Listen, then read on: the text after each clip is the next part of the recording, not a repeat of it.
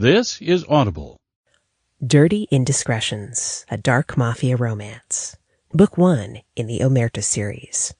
Written by Roxy Sinclaire, narrated by Piper Fairweather and Wade Vesey. Chapter 1. I walked around the spacious room, keeping an eye on the guests. I could think of a dozen things off the top of my head that I would rather be doing, but it was part of my job description, apparently. I wasn't a guy that liked to wear suits, but I'd had to get used to it with the crowd I ran with. Still, dealing with the upper crust wasn't a part of my job that I liked. I was supposed to be there to enjoy the events, not working. But I couldn't help but act as a lookout. The party was boring anyway. And then she caught my eye, and I had second thoughts. Tall, slim, in a close-fitting black dress with a slit up the side that stopped high on her thigh, showing a mile of pale, toned leg. The dress had a V neckline down the front and back that showed even more skin, so pale that the contrast against the dark dress was striking. The hem nearly swept the floor, even with her high heels.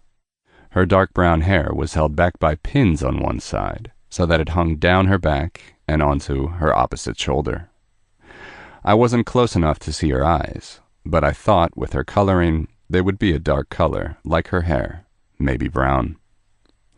She wasn't the best dressed, nor was she the skimpiest dressed woman in the room. I could see that with just a cursory look around. Yet, when I took my eyes off her to do just that, I found my attention skittering back to her. I didn't think I knew her. That wouldn't be surprising. I didn't know a lot of people at this party, considering I was technically just the help. But I'd been to enough of these parties that I knew the crowd my boss ran with. Intrigued, I followed her around the room. She interested me more than most, because, unlike everybody else, she didn't find a group and stand around chatting with them. Instead, she moved around the room, never sticking to one group long, always with a glass of champagne in her hand that she never drank from, though she brought it to her lips a couple of times, only to be distracted and forget about it again. I noticed that in all the stops she made, she didn't speak to anyone. I narrowed my eyes. I looked around.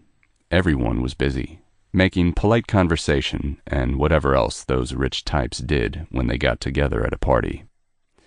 I caught sight of my boss on the other side of the room and decided that for once he wasn't doing anything shady. No one was paying attention to things they shouldn't, yet this woman didn't look like she was paying attention to anything specifically. Trying not to act suspicious, I moved into her orbit. She wasn't following a pattern, but I'd gotten good at maneuvering this sort of shindig. I was lucky enough to have her coming closer to me. No one was close enough to pay any notice to either of us. I couldn't resist the urge to move and intercept her circuit. She looked up, almost surprised to see me. I'd seen her moving with single-minded focus, despite how randomly she seemed to move. So I wasn't sure I bought that she was supposed to run into me. "Please, forgive me for interrupting you, ma'am, but I couldn't help but notice you and get a little curious." I gave her a genuine-looking smile, playing the part of a young gentleman. It was almost laughable. The surprised look was instantaneously replaced by something gracious, a small smile curving her lips. "Think nothing of it. Who, if I may ask, do I have the pleasure of conversing with?" She held her hand out to me, the curl of her lips turning up into something like mirth. Feeling amusement curve my own mouth in response, I took her hand and brought it to my lips, kissing the back of it. Her dark eyes watched me, intent on mine. "Luke Babel, but please, call me Luke." Babel, technically, wasn't my real name, but it was the name I'd taken when I'd left my old life after being recruited. It was a safe enough name to use, the few times I'd had to introduce myself to people because Luke Babel did not exist. The pretty lady in front of me didn't need to know all that, though. "It's wonderful to meet you, Luke. I am Elda Abba, but you can call me Elda," she added, her smile turning into a smirk. "Elda," I repeated, curling my tongue around the name. Her eyes grew slightly darker in fascination, and I felt almost smug. Her last name was foreign, but I couldn't begin to think from where. "Well, Elda, I was wondering if you would mind accompanying me." I tugged her closer by the hand, pulling it around my elbow and flattening my hand over hers on my arm. She moved without resistance. "Should I be worried? A strange man comes up to me and asks me to accompany him. It's suspicious, no?" I chuckled, keeping my voice low. "It's a private party. Trust me, everyone is vetted for these things. We're both here, so you should have nothing to worry about," I said, pointedly. Her lashes lowered to cover her eyes, lips pursing. "As you say," she murmured diplomatically. I pulled her with me, and she followed. We avoided other guests and the staff. The room was quite large and littered with guests, but I didn't need to take her from it. Instead, I dragged her over to a corner that left us out of view from most of the room, and the section that could still see us weren't going to be considering dark corners unless they wanted some action for themselves. But this crowd was much too classy for something like that. I stopped her there, turning so we were facing each other, and took a quick glance around, just to be sure. "Are we here for any reason in particular?" She sounded amused. I decided to be blunt. "I need to frisk you." Just about any other person would have been annoyed or insulted. No one got frisked at these parties. They were checked before they got this far. This woman was a little special, though. "Is there any particular reason?" she murmured, looking up at me from under her lashes, but I thought her amusement only grew. "I never saw your name on the guest list." She gave a Gallic shrug. "Maybe I was invited last minute, and my name isn't on it." I smiled tightly, repeating, "Just the same, Miss Abba, I'm going to need to frisk you." "There's no reason you can't still call me Elda." She tugged her hand away from me, and I didn't stop her. "And, of course, you can frisk me for purely security reasons." I narrowed my eyes on her. "Are you laughing at me, Elda?" "I wouldn't dream of it, Luke." I was sure she was, though. She took a step back and raised her arms from her sides, arching an eyebrow at me, her look practically daring me to go ahead. I couldn't help the suspicion. These parties had such tight security, even I was impressed. No one not on the list, prepared weeks in advance, should have been able to bypass it. How she got in, I didn't know. But I didn't think asking would get me anywhere. She'd just deny. Or, if she was especially good, she'd have an airtight excuse. "You can frisk me," she told me when I didn't immediately begin. I moved closer, moving my hands and placing my fingertips on her wrists. There was no need. Her arms were bare, so there was no way she could have hidden anything there. But I ran my fingertips up her arms and to her shoulders. I followed the straps of her dress, sliding my hands down her sides and around her back, being thorough. Of course, there was nothing on her. I also noticed the very conspicuous lack of a purse on her person. And what self-respecting woman, even in a crowd like this, wouldn't have a purse on her? I didn't see her coming in, so there was no way to know if she had one somewhere in the room. I'd have to leave her and go ask the guard outside the main entrance. But I couldn't think about that for long. I couldn't really think about anything but slowly frisking her, all the time my eyes on hers. When I got to her hips, I lowered into a crouch, craning my neck to keep her eyes. "Widen your legs for me, just a bit." The words came out in a murmur, and I saw her swallow, felt her body shift under my hands as she moved to comply. I'd looked at her body long enough to know every curve, even as I mapped them with my hands, for purely business purposes, of course, but I hadn't gotten a good look at her eyes. They were brown, like I'd guessed, but not a dull brown like I was used to seeing. Even in the slightly shadowed corner, they seemed to glimmer. They were surprisingly familiar eyes, but right then, all I was interested in was how intently they watched me. Chapter 2. I'd had a suspicion something like this was going to happen to me. I didn't think it would be quite like this, though. The party was still in full swing, and I had lasted longer than I thought. But the man who owned this house didn't employ fools. No matter how good I was bound to be noticed.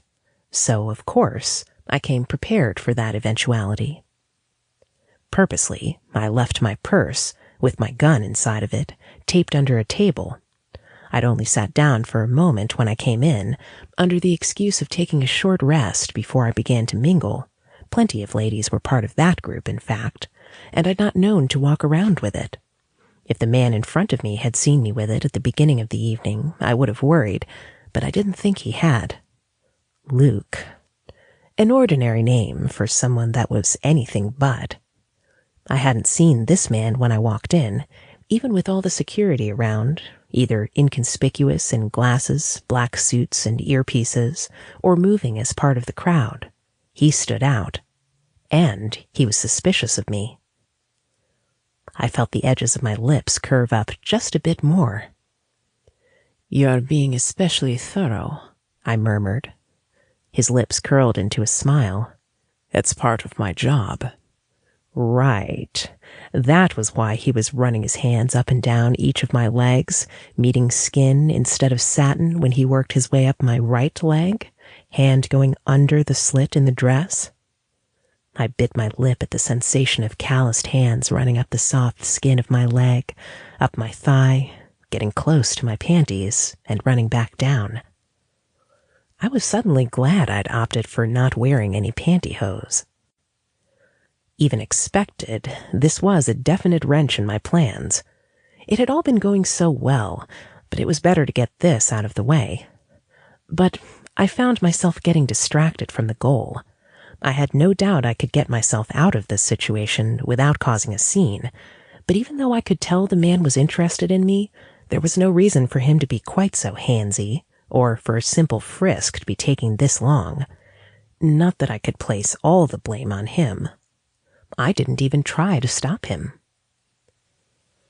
I had plans for the day, and that was where my focus was, where my focus should be. But this man, Luke, was turning me on, surprisingly. My men were few and far between.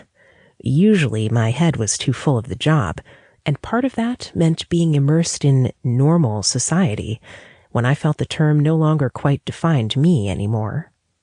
Normal men were a bore, but I knew, just looking at him, the man who was going to his knees in front of me, I knew there was nothing normal about him. I looked out of the corner of my eye, felt the corner of my lip twitch upward. How convenient, I mused to myself. And he was moving his hands and sliding them up my sides, making my body shiver. I couldn't help myself. I took a quick glance around the room, saw that no one was paying attention to us, so I pulled open a nearby closet door and shoved him inside. I moved my hand around until I hit a light switch by pure luck. The room was surprisingly spacious, and I shoved some coats aside and pinned him to the wall. He looked surprised, and I grinned. "You're not needed anywhere for the moment, I hope," I murmured, sidling closer, curling my hands into the lapels of his coat. He was still for a moment, then his hands reached for mine. Instead of pulling me off of him, his hands curled around mine and rested there, his eyes dropping to my mouth. "Not for the moment, no." His voice was even quieter than mine, and I inched close enough that my breasts brushed against his chest with every breath, making my body shiver more. Then his lips curved up in a lazy smirk. "What are you going to do with me now that you have me alone, Elda?" My body shuddered.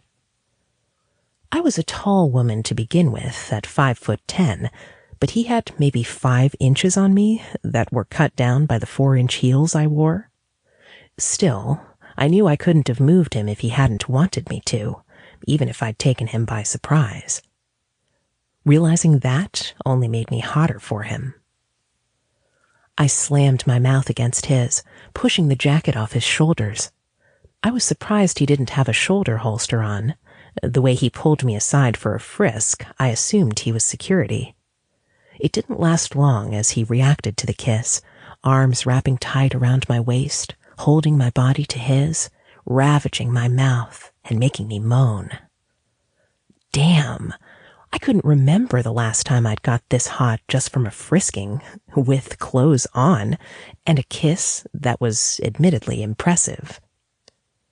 He didn't let me have the upper hand for long, or rather, more like he was done pretending I had it at all. His arms tensed, and then he was shifting us around so that I was against the wall, pushing his body against mine, trapping me between his hard body and the wall. Then his hips met mine, and I broke the kiss off with a gasp, my body shuddering as I felt him hard against me. I laughed, a little breathless, but then I happened to look up and meet his eyes, and the laugh cut off, nearly choking me. His dark eyes were darker, the brown completely swallowed by his pupils. This was what lust looked like. His eyes were practically burning with it, his face twisted in it. "Do you have any idea what you do to me?" he growled, and I could hear it in the roughness of his voice. It made my body shiver with more want. "And what about what you do to me?" I shot back, with no heat, breathless. "You better take responsibility for this, Luke Babel." His grin was feral. "With pleasure, Elda." Then he was kissing me again, and I could no longer think or do anything other than to keep up with his ferocity. The kiss was wet and messy. I could feel spit dribble down my chin, but then he was pulling back and licking it up, then kissing me again, one hand going to my chin, holding my mouth open for his tongue. I panted for breath as he pulled back again, trying to catch my breath. It was difficult, moans pouring out of me as his lips slid down my throat, kissing and nipping as he went. Then one of his hands was sliding the strap of my dress off one shoulder. I didn't have a bra on, and he reached a hand inside the gap in my dress, palming my breast and lifting it from the confines of my dress. I whimpered and arched my back, thrusting my breast into his hand. He growled, wrapping his lips around my nipple, teasing it with his tongue and sucking hard, causing me to throb between my thighs with every suck of his lips. I reached for his hand, the one that hadn't gone back around my waist, and slid it into the slit of my dress. I parted my legs wider, bringing his hand between my thighs. He froze for a second, then his mouth gentled around my nipple, and his fingers felt the wetness of my panties. "Please, Luke," I whispered in his ear, pressing his hand harder against me, the throbbing becoming unbearable. "Do something, anything, just to make me feel good." He released me, making me gasp and want to protest, but he was dropping to his knees again.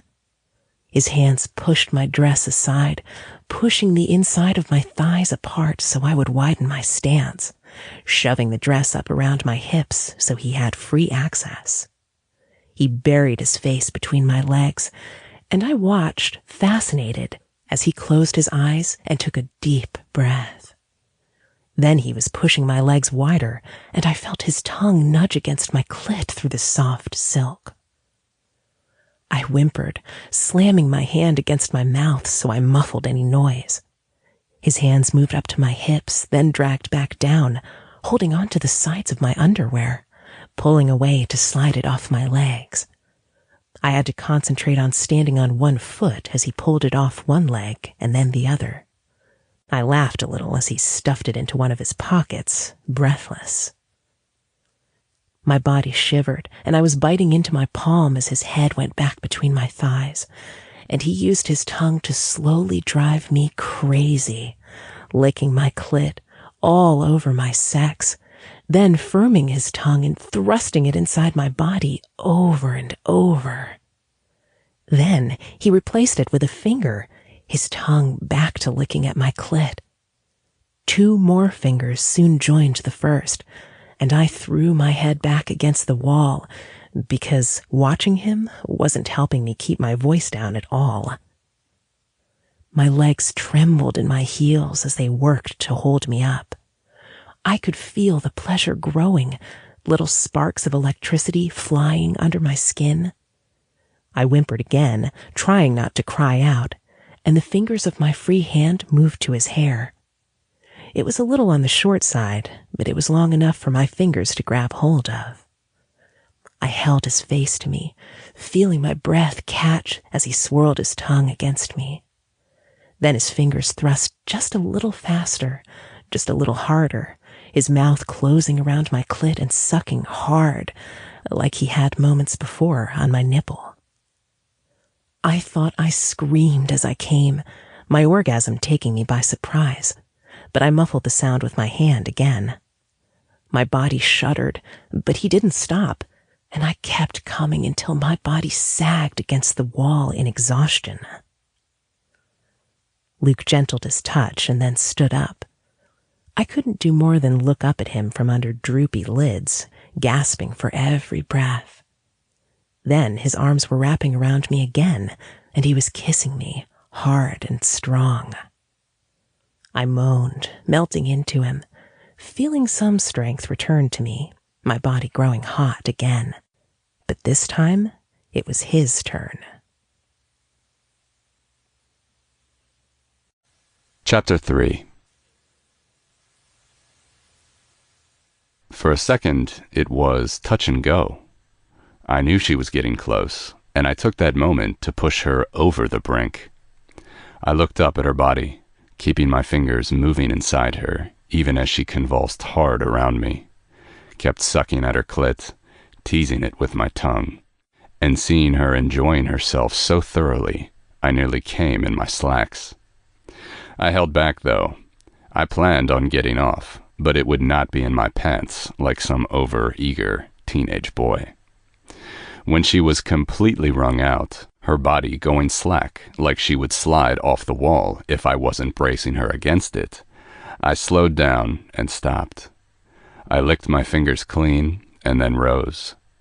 I nearly came again when I caught the look on her face. Her chest moved up and down with every deep breath she took, one of her boobs still hanging out of her dress, tempting. Her eyes looked at me from under her lashes, mouth parted as she breathed, her face flushed. The expression was sultry, and Elda looked pleased. Fuck. Usually, I was too busy focused on my job to give myself a lot of free time, even when I had nothing better to do, but I'd been with quite a few women in the time since I'd met Greco. I knew how to please a woman, but having Elda look at me like that made me want to taste her again, just so I could keep that look on her face. I couldn't help kissing her again, maybe a little too roughly, but she didn't seem to care, sighing into my mouth and melting into me. Her body squirmed against mine, rubbing against my erection and making me moan. I was about to push her away. I was too close to be able to take this, but then she was pushing at my shoulders. I pulled back, surprised, but she just shoved my shoulders so I would turn around. So I was leaning against the wall, then she was leaning on me. "Stay there." It was a command. I wasn't one for taking orders, not from people I didn't serve, people that didn't pay me. But I found myself frozen. She waited, so I managed a nod and went back to being still. She held my eyes for a moment and then fell to her knees. She probably didn't fall, but the move was so quick I couldn't describe it any other way. Her hands, small, slim-fingered and soft, went for my belt, unbuckling it quickly, then undid the button on my fly. "Oh, shit." My voice was low, barely a murmur, but she somehow heard and grinned up at me. She pulled down the zipper, then worked my slacks down to my thighs. I wore boxer briefs underneath, the fabric straining against the obvious bulge of my cock. She got that look on her face again, her eyes going half-lidded, and her tongue darted out to lick the lower tip. Then she was leaning forward and mouthing the head of my cock through the fabric. It was my turn to muffle my groans with my hand. Her lips, full and pink, wrapped around the head of my cock and sucked, and even through the fabric, I could feel it. She worked my briefs off, lifting the elastic carefully over my cock before sliding them down to my slacks. Then her pretty lips wrapped around me again, sucking harder. I cursed in my head, every swear word I knew in every language I knew. I watched as she pulled back to press the tip of her tongue against my leaking slit. Then she swept her tongue on her palm and wrapped it around the base of my cock, holding me steady and lowering her mouth on me, taking me inside, and finally closing her lips around me again, hollowing her cheeks and sucking as she pulled back. Her head bobbed in a slow rhythm, her hand stroking what she couldn't fit into her mouth. Spit slicked her lips, her hands making indecent sounds, and for a second I almost wanted to laugh, remembering where we were. If someone came close enough to the closet to hear, would they know what we were doing? It got shoved out of my mind when she suddenly went down, taking more of me, and I felt the head of my cock hit the back of her throat. I cursed again, a little louder than I meant to, and her eyes flicked up to me, making my breath hitch.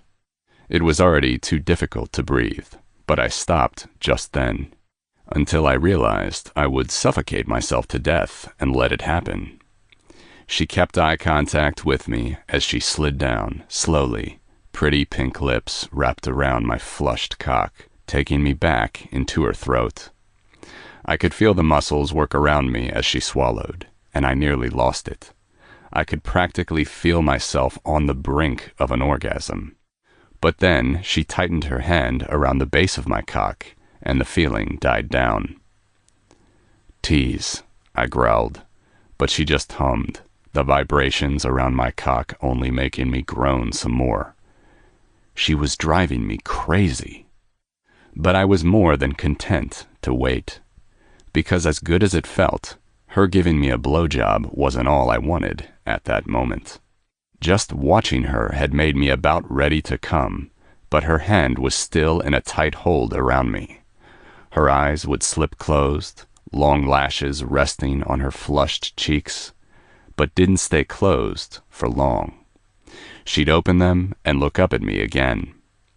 It was more than just a lusty look in her eye, I decided as I looked at the rest of her. She hadn't bothered to fix her dress, and I wished we were in a position that would let me touch her, play with her breast, teased the peaked nipple as she drove me out of my mind. Lower, I could see her free hand under her, and it moved as she played with herself, first slowly and barely noticeable, then fast and furious. That more than anything got to me. She was pleasuring herself as she pleasured me. "Fuck, Elda." I moaned her name, wrapping my hand in her hair. She went still, looking up at me again, and I took the cue to hold her in place as I thrust my hips, sliding my cock into her mouth, then out, again and again, her hand slipping from around the base to play with my balls underneath. But fuck was what I really wanted to do. I had a wallet in my back pocket, and it didn't carry much, but I always had a condom in it. When I was at one of these parties, I usually had an urge to find someone to play with, either at the party or after. I'd never done anything quite like this. Usually, we'd go off to some private hotel because I didn't mess around on my boss's turf when I was technically supposed to be working. This was a first for me, but I didn't think twice about pulling her off me, tugging at her hair a little too sharply so she stood up, and I flipped her around so she was pressed against the wall again. Her lips were swollen, and when I kissed her, I could taste myself in her mouth, just the barely there taste of pre-cum, but it still made me growl. I pulled away from the kiss, taking the hand she'd used to pleasure herself with, and licked her wet fingers so I had her taste in my mouth too. "Can I fuck you? Please say yes, Elda, because I don't think I can stop now." It was a miracle I could speak at all, or that I had enough mind to be asking permission. "If you have protection, I don't mind," she whispered back, hands fisting hard in my hair, the tug on my scalp making me growl again. "Hurry up and fuck me already." I didn't waste time, reaching into my pocket, keeping my stance wide so my pants wouldn't fall any lower. I got the condom out of my wallet and then tossed the wallet to the floor as I tore the condom wrapper with my teeth. I looked down at myself long enough to see what I was doing, and then I ducked my head to lick and suck on her nipple, sliding the rubber on my cock. I gave a couple of strokes, then held tight around the base, trying to calm down a little so I wouldn't come with a single thrust. She was making impatient noises, her body squirming, hands in my hair tugging hard enough for it to sting. I grabbed her right thigh, pushing the dress so the slit was above her waist, wrapping her leg around my hip. I nudged my cock against her sex, pressing the head against her clit and making her gasp, getting the condom wet. She leaned forward, her teeth clamping into my shoulder through the fabric of my shirt as I nudged against her entrance, teasing both of us, pushing forward, but not far enough to slide inside. We both held still, just breathing. Then I slammed inside her body with a single thrust, and she screamed against my shoulder, the sound muffled as her teeth dug in a little deeper. Fuck. It felt good, even when I didn't do more than that, staying still and enjoying the feel of her tight sheath around me. But then she grew impatient again, rubbing herself on me, using the leg wrapped around my hip to move against me. She pulled away from my shoulder, leaning back against the wall as she arched her body, giving herself more leverage to move. It was too much for me. I'd never before lost control of myself like this. I wasn't working, but we were at my boss's kid's wedding, and we were in a freaking closet. All the doors in the mansion were thick, but they weren't that thick. I couldn't bring myself to care, though, wrapping my arm around her waist so I wouldn't bang her against the wall, unintentionally changing the angle and making us both groan. I let myself move, starting slowly, pulling back just a little, then sliding back in, then pulling back a little further. I increased in speed and power, and until I was thrusting into her with the finesse of an animal, slamming into her body over and over, watching her as she watched me, mouth slack, fingers digging into my scalp. Then she was pulling my head closer and slamming her mouth against mine. I gave a guttural growl, feeling my chest vibrate with it, and she must have felt it, suddenly whimpering and pushing her chest into me. I had a second to think about how I wanted her naked and under me, preferably in a soft bed where we wouldn't have to worry about her being too loud, but the thought was quickly drowned out. Her leg tightened around me, and I slid my hand up her thigh, grabbing her ass cheek and giving a tight squeeze.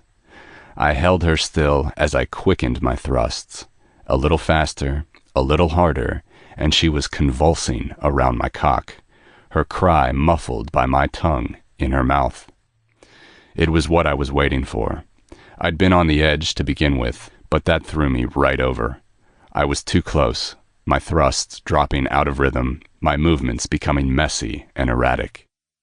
Then I went still as my cock erupted inside her, hips thrusting forward in an unintentional, jerky motion, stars exploding behind my eyelids with the strength of my orgasm. Chapter 4. I felt amazing. It could have just been my mind in the moment, but having Luke inside me, holding me against a wall as he fucked me, felt heavenly, better than any sex I'd ever had before. Then I was kissing him again, and we both came. My body shuddered, and he followed soon after, and I could feel the condom expand inside of me as he filled it. It was the first time a man had made me orgasm twice in less than 30 minutes. I had the stray thought to try for 3 in under an hour, but I thought it might possibly kill me. We were both left drained, and the kiss gentled into something slow, languid, and wet. When he finally pulled away, he buried his face in my shoulder as we both caught our breath. My hands had gone loose, fingers still lost in the strands of his hair. It was sticking up because I'd been tugging on it, and I smoothed it down automatically. When we could both breathe normally, he pulled away, looked up, and met my eyes. I was suddenly very conscious of the fact that we were still connected. He was soft inside of me, but we were pressed close together, and he hadn't moved. Like he was suddenly aware of it himself, he removed the hand from my ass to reach between us and hold the condom as he shifted back so his cock could slip out of me. He tied off the condom and dropped it on the floor, pulling up his briefs and slacks and tucking away his soft cock as he righted his clothes. I fixed myself up, letting the dress fall, blushing a little when I realized my breast had been hanging out the entire time. None of this was like me. I didn't fuck people in public, and usually I wasn't clothed when it happened. We were both very lucky that no one seemed to have noticed, or if anyone did, they didn't barge in so everyone else could have a look at the show. It was an unflattering thought, but in this crowd, I wouldn't put it past any of them. I had to get back to the party, back to what I came here for. He held his hand out with black fabric fisted in his hand. It took me a moment to realize it was my underwear. I took it from him, feeling a bit awkward as I pulled it on. I grimaced a little because it was decidedly uncomfortable. I was still leaking fluid from that last orgasm, and I'd have to walk around with that for who knew how long. It was another reason why I wasn't all that big a fan of sex, or the kind of girl that would do it anywhere outside of a bedroom without an ensuite bathroom, or at least one close by. But I couldn't regret the best sex I'd ever had. "Do you have a handkerchief?" My voice came out a little rough, and I cleared my throat quietly. I had to ask because my purse was still away from me, with the paper wipes I'd thought to carry along. He reached into his pockets and pulled one out, holding it out wordlessly to me. I took it and wiped around my mouth, then wiped at the sweat on my forehead. Well, more like dabbed at it so I wouldn't ruin my makeup too badly. My lips were a lost cause, but I'd only had on lip gloss anyway. Still, I'd have to go for my purse to touch up before anyone noticed. I reached up, touched up my hair, and felt relieved that it had held up. I fluffed it a little, adjusted the hairpins, and decided I was as good as I could be without a mirror to look at. Hesitantly, I handed back the handkerchief, and was almost surprised when he took it back. But he used it to wrap the used condom, dropping it into his pocket, then did up his belt and reached for his coat where I'd let it fall to the floor. I took a deep, settling breath. "Thank you for the breather from the party." I was proud of myself for how composed that sounded. He arched an eyebrow at me as he shrugged on his coat. "Is that what you're calling this? Breather?" No. Amazing didn't even come close to what I wanted to name it. But I didn't have time for this crap. I didn't leave my home, fly across the ocean, and crash a private party just to have some fun, no matter how good it was. So, as much as I didn't want to, I ignored him, letting my face settle into something resembling calm. "I'd better get back to the wedding." I turned my back to him, stepped out of the closet, headed back into the section of the large room that had been turned into a restaurant area, and acted as if nothing had happened.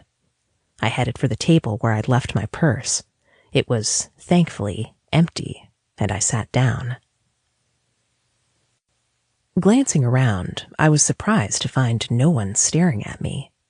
We must have been in there for some time, but we must have both been inconspicuous for no one to be curious. I leaned sideways, pretending to fix my shoe, and quickly tugged my purse from where it was taped.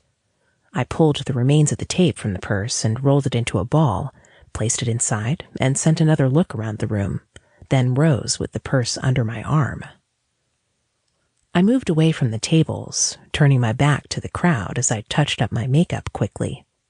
I had some mints in there, thankfully, and I popped one in my mouth, chewing it quickly. I moved it around in my mouth, hoping it would disguise, if not cleanse, my breath. I took a discreet sniff before closing and replacing the purse under my arm, but then I just paused and breathed. I had stopped at the edge of the crowd, not quite close enough for anyone to pay attention to me. I put a hand to my thudding chest as if my heart would calm down with a few strokes of my fingertips. It wasn't beating quite as fast as before, but still, it was not back to normal. That was dangerous. With the mission I had here, I had to be careful, which meant my heart had to calm a bit. But why wasn't it?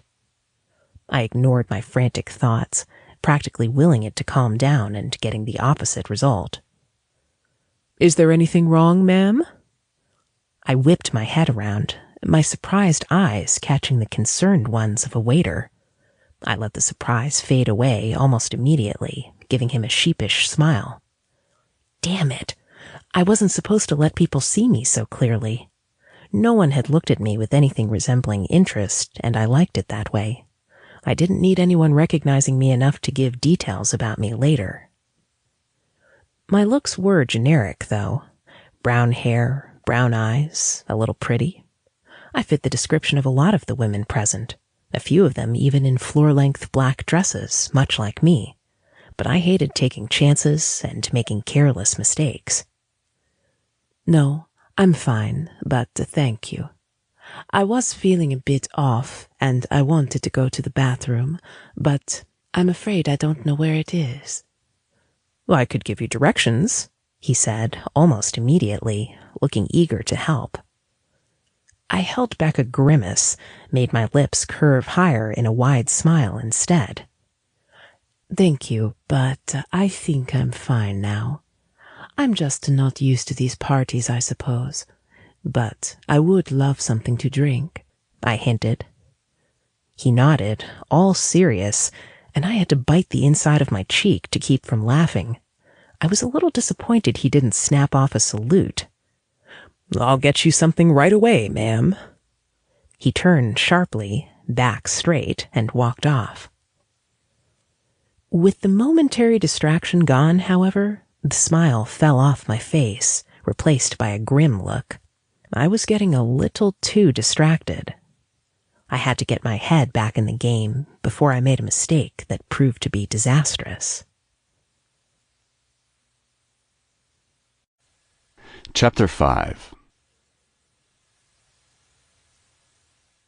I watched her walk out of the closet, chin held high, back straight, a little disbelieving she could push everything aside that easily. But then she was out the door and closing it quietly, and I was left, standing in a closet, alone. Well, fuck. What the hell just happened? She'd been feeling everything we did together, yet she could walk away just like that, barely 5 minutes after I made her orgasm a second time. I hadn't forgotten where we were, and I knew I could potentially get in trouble for it. But that concern seemed to have flown out the window, because having her turn her nose up at me, at what we'd just done, only made me want her more. I wanted to follow her into that room full of guests that would have been a little too curious for their own good, find her and drag her away for some more fun. It wouldn't get me into trouble. I wasn't exactly Greco's security. The work I did for him wasn't nearly so simple. But as far as I cared, any time he dragged me along with him, I was on the clock. That was the mentality I always held, and I was serious about business. At least I had been until this woman. "What the fuck is wrong with me?" I murmured out loud. The behavior I was exuding right then wasn't normal for me. I wasn't celibate, but when I went for a woman, it was to scratch an itch, because they were nothing more than a needed distraction. Elda, as beautiful as she was an unwelcome one. But I wanted her, and I didn't think I could stop myself. We were on my island. Technically not mine, it belonged to the boss, but it was certainly my territory more than it was hers. There was no way I was leaving it, or her, for that matter, not without having more of Elda. I smoothed down my clothes, hoping everything was in place. I didn't want to go looking for a mirror. I smoothed down my hair, combing it back with my fingers, and decided I was presentable. I reached for the closet door and opened it, sliding out as I glanced around. There was no one in the vicinity, no one even watching the area, which was why she dragged me there in the first place. It hadn't been quite appropriate for what we ended up doing, but it was private. I took a breath and walked back into the crowd and mingled like I hadn't been away and had a sexual encounter very recently. No one bothered paying attention to me. These parties were all about who had the most influence, the most cash. It was like a contest to them. I had none of the things they were looking for, and I didn't try to talk to anyone and brag about the things that I didn't have, so I didn't stand out. The people that had seen me before would let their eyes slide off me in disinterest, and there were very few people present, save the staff, that I hadn't met already. Greco didn't have so wide a group of friends, after all. I'd been told I was good-looking, but I was still generic, tall, brown-haired, and brown-eyed, with a constant shadow on my jaw, not quite enough to count as a full beard. I glanced around again, this time looking for Elda. I found her at the edge of the crowd, taking a glass from a tray a waiter had brought to her. I expected him to leave after that, but he stuck around, and they chatted. She was smiling, and I thought she looked amused, but from this distance I couldn't be sure. The purse that was there under her arm hadn't been before, and that was also particularly suspicious. I couldn't drag her off for another body search. We were lucky not to have been caught the first time, but twice would be pushing my luck. Not that I even cared. If she did come here with intentions other than to suffer through the party, she wouldn't get the chance to do it, not with my full attention focused on her. "Luke." I didn't let the voice distract me, waiting until I felt a presence beside me before taking my eye off her, but not for long. The guy that called me was another one of Greco's men. I knew every single one on sight and by name, but I never let them know that. I knew a lot about the people my boss decided to associate himself with. "What is it?" "I was looking around for you before, and I didn't find you. Where did you go?" I bit then inside of my cheek so I wouldn't laugh. The suspicion was obvious in his eyes, and he didn't hide it in his voice. The few of Greco's men I encountered didn't particularly like me. It was annoying at first, but then it grew amusing. Where I was and what I was doing is none of your business. If you wanted to see the boss, you didn't need my permission. I was seen as something of a pet for some reason. A cat, to be more precise. Coming and going as I pleased, bringing trophies back for my master only to disappear. The metaphor was disturbingly accurate, save where I carried back dead rats to him. I just did the deed and gave him the reports. But he was happy with my work, and that meant the others walked carefully around me because they didn't want to risk angering him. I could see the guy pale, eyes glancing around as he straightened. I just wanted to tell you there was an issue in the kitchen. I felt my back straighten as well, checking in my peripheral vision to keep track of Elda, then turning to the man in front of me, becoming serious. If something even remotely went wrong and I was too busy having fun to be there, I really would get in trouble. Part of the security or no. What happened, and why do I need to step in? What happened, and why do I need to step in? I mostly just killed, so it was bad when I was needed in situations like these. It's fine. I found Travers and he took care of it. No one noticed anything. I just thought you should know about it. Talk to Travers if you want the details. I could feel the surprise on my face as I watched him walk away. It was an understatement to say the people I worked with didn't like me, even those that had only heard of me. They positively hated my guts and wouldn't hesitate to try to off me if they thought they had the slightest chance. He didn't have to warn me. They could have used it as an excuse to make the boss mad and point the finger at me. Still, the surprise couldn't hold my attention long. It strayed back to Elda. She had gone back to the same dance as before, walking around from group to group, pretending to drink and have a conversation and mingle in the crowd. There was no waiter around chatting her up, and I felt something I hadn't realized tightened, loosen in my chest. Well, if she was going to play this game, I would too. I walked further into the room after a quick glance around, melting into the crowd. I did what she did, but since people were barely paying me any attention, I could move easier, keeping my eyes on the only two people that mattered in the room. Chapter 6. This is never going to work. My fear realized not half an hour since I decided I wouldn't be getting anything done today. Miss Abba? I looked up at the man I was talking to. We weren't really talking.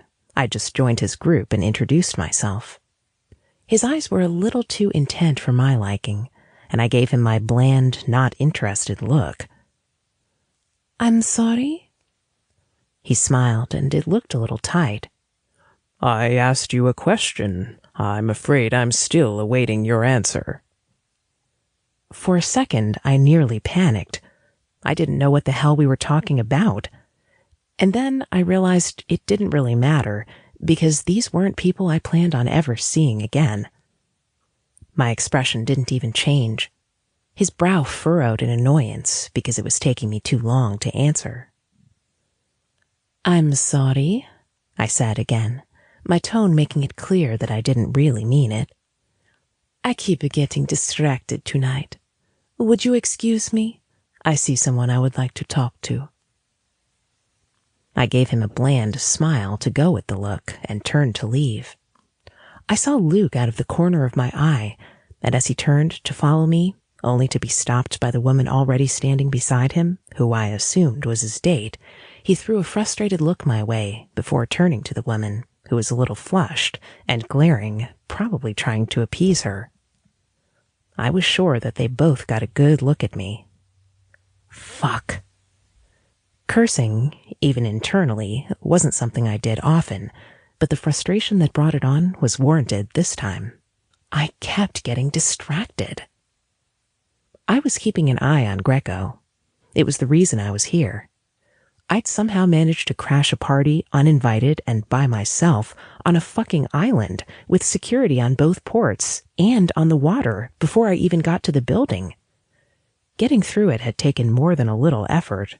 It was a minor miracle to accomplish. Even masquerading as part of the catering staff, I could have been caught. I would never get a chance to be so close to the target like this again. For all that hard work, I was wasting it. I'd had him in my sight as soon as I got back to the crowd. I was lucky that he hadn't decided to bow out early. But at the same time, my attention kept shifting towards Luke. He was back in the room. He must not have waited too long to follow behind me, and he was moving around the room, only, unlike before, I was now aware of him. I didn't even make a conscious decision to look for him. I just lost myself in my head, spaced out, and realized my eyes were traveling the room, either watching him or looking for him. "Damn it, Luke, what did you do to me?" I didn't realize I had spoken out loud until a passing waiter stopped close to me and looked at me, confused. "Did you say something, ma'am?" "No," I said immediately, smiling and lifting my glass up. "I didn't say anything. It's probably just the background music." He was still confused, but he just smiled and walked on. I had to bite the inside of my cheek not to curse out loud, but I did in my head. I glanced around the room again and saw Greco, but then I caught Luke out the corner of my eye. It was then that I decided I needed to leave. I wasn't going to do anything worthwhile, not with him here. I wondered just how hard it would be to leave early. I didn't think I could just sneak out as easily as I had snuck in, at least by myself, and no one looked like they were tired of the party. I looked down at the glass of champagne in my hand, getting the sudden urge to down the whole glass and look for more. But I couldn't, not on enemy territory. A sip might not kill me. The whole glass wasn't even enough to get me drunk, but I knew I wouldn't do it anyway. I grimaced, stopping in place, though I hadn't realized my feet were still carrying me around the room. I looked around for the nearest table and went to place the glass on it. Somehow I had to get out and keep my anonymity while doing it. It was either that or I was going to get myself killed soon. But just then, the low, mellow music stopped, and as it did, so did the conversations around the room. I looked around, surprised, because I was sure that the speeches must have been over already. Almost as one, everyone turned to the stage that sat on the far end of the room. I hadn't gone near it because it was on the other side of the room from where the tables were set, and I didn't want to be that far away from my purse. And really, no one was getting particularly close to the stage. I didn't know if it was part of the room or something put in just for the party. It was only about a foot off the floor, with musical instruments set up, though for the past couple of hours or so, the music had been coming from discreet speakers around the room. But as I watched, men and women came onto the stage, dressed just as finely as the guests, only in matching colors, settling behind the instruments, a man and two women getting behind microphones. I had a sudden bad feeling. I was also sure my plan to leave discreetly had just flown out the window. Then it came, the call for everyone to get on the dance floor as the musicians started a tune, the singers leading the music. It was interesting, at least, but I hadn't thought far enough ahead to account for dancing. I didn't doubt that I could find someone to take me to the dance floor, but I didn't want to dance. Even though I thought it would be a possibility, really, would anyone in this crowd forfeit a chance to show off? But I wouldn't be this distracted over one man if I'd thought of it before. I looked around, not sure who to choose as a partner. My search was maybe a little bit frantic, but it was because I was hoping to run away from Luke. Not that I even had a chance to, because when I turned, still looking for a partner, he was suddenly there in front of me. He had surprised me, but a widening of my eyes was the only reaction I let myself show. He still caught it, and his lips curved into a self-satisfied smirk. I let my eyes narrow at him. "Luke, how nice to see you again." "The pleasure is all mine, Helda," he murmured, getting closer and taking my hand. I didn't resist as he raised it and kissed the back of it. Only, unlike the first time, the move sent a thrill through my body. "May I have this dance?" I opened my mouth to refuse, nicely, when I noticed the humorous light in his eyes, saw the humor leaking into his smirk. It stalled me for a moment, and he didn't wait for me to get my bearings back. He just dragged me forward by the hand. "Luke!" I hissed his name quietly as he pulled me into the slowly crowding dance floor, but he just chuckled and ignored me. He stopped us right in the middle and turned so we were facing each other again, his eyes practically daring me to say no. I was tempted for a second to try and defy him just to see what he would do, but I'd done enough stupid shit for one evening. I sighed, and he grinned. I removed my purse from under my arm, holding it in my hand. Then he wrapped his arms around me, surprising me again with how fast he moved. I couldn't have moved away if I had thought to. He was holding me so tightly against his body. I should have complained, struggled, even at the cost of making a scene and drawing attention to myself. I didn't see myself as dominant in my relationships, but if we weren't equal, I didn't let myself get pushed around by just anyone. But I couldn't move away from him, because Luke had proved that he wouldn't mind being pushed around by me either. He let me do it to him twice. I couldn't help the fluttering of my heart as I slowly brought my arms up to his shoulders, keeping my purse in one hand, the other curving into his shoulder blade. Then we were moving, weaving in and out of the crowd, circling other couples without bumping into them, even though I could feel that he never took his eyes off me. I knew how to dance, but that Luke did, and that he was so obviously skilled, was enough to surprise me. I had intended to ignore his eyes, knowing what they would do to me, but as we swayed to the music, I got distracted again, and I felt, as cliché as it sounded, like the whole room melted away. Being this close to him, having his strong body against mine, looking up and meeting his eyes, I was completely lost. Chapter 7. I hadn't danced in a while. When the boss asked me to join one of his shindigs, usually I was just to stay on the sidelines, though he didn't give me any limits to what I was supposed to do. But I'd learned to dance long before, and it was like riding a bike for me. I hadn't forgotten, no matter how long it had been. Elda was impressed, I could tell. When I first pulled her to the dance floor, she had the mutinous look on her face, as if she would try to run away if she got the chance. I thought it was funny. But I didn't allow her the opportunity, and we were dancing, her eyes not meeting mine, even though she must have felt the force of my stare. But then her eyes turned up to mine, opened a little wider, her lips parted, like before when I surprised her, getting to her before she could find some other dance partner. I bit the inside of my cheek so I wouldn't laugh at how surprised she was, arranging my expression into one of mock hurt. "Why, Elda," I murmured, teasing. "Why do you look so surprised? You're hurting my feelings." She blinked, and a light flush painted her cheeks. "Well, can I help it? You don't seem like the type to sit for hours in a dancing class. To be honest, I suffered through them in my younger years, but only because I was forced to." She was entirely serious. I couldn't help laughing. "It's not that bad, though I will admit I was bribed into taking lessons." She looked cautiously interested.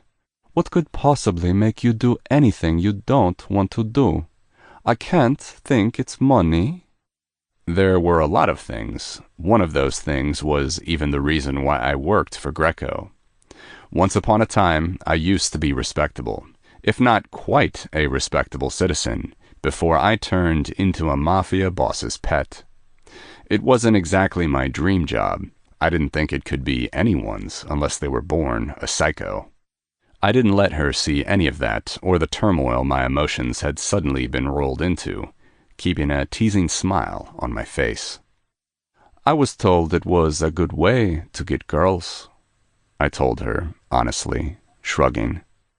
Not that I ever needed help in that department, but it was something I could use to impress women. What guy could resist that? A smart one. I laughed, having to work to keep it quiet. Elda, I am insulted. Are you implying I'm not smart? My smirk sharpened, despite my teasing tone. I didn't want her to misunderstand. By the way, she pursed her lips, her eyes narrowing on me. I didn't think that would be a problem. I think you're smart, Luke. Very smart, in fact. Too much so for both your good and mine. Her tone matched mine, but my own eyes narrowed at the words. I held her tighter in my arms.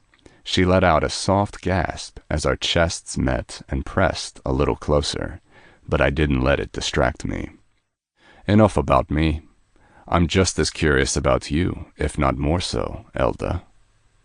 Caution crossed her face, and she settled her expression into a calm smile, her eyes giving nothing away. There really isn't anything interesting about me, Luke. I'm nothing but an average girl. I snorted. Average girls don't look like you do, or appear at these kinds of parties. Try another one. I don't know what you're talking about, she said breezily. I tightened my arm for a moment before relaxing again, but it was still tight. We practically had matching faces by this point, pleasant with just a hint of a smile. To anyone looking, we were just dancing and having a boring conversation, while trying to look like we were paying attention to the other. How about we start on why you're here, when I know you're not on the guest list? She let her eyes widen. There is a guest list, but I didn't see anything at the door. Not at the door here, no. But you see, Elda, this is an island.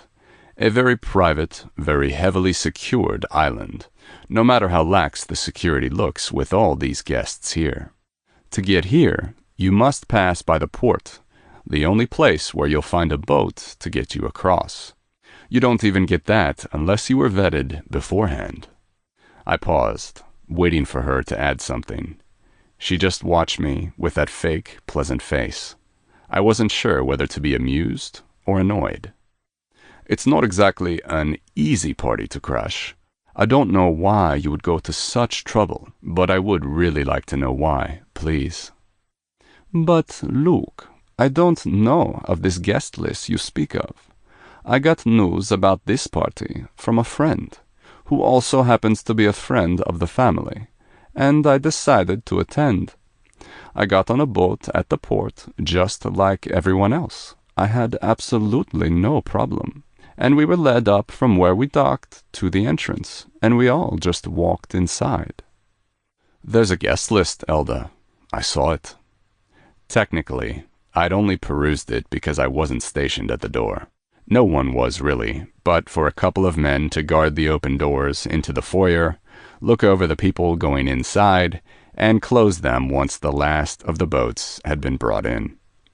But my memory was impeccable, and there weren't so many names on the list that I would forget one. Certainly not a name as unique as Elda Abba.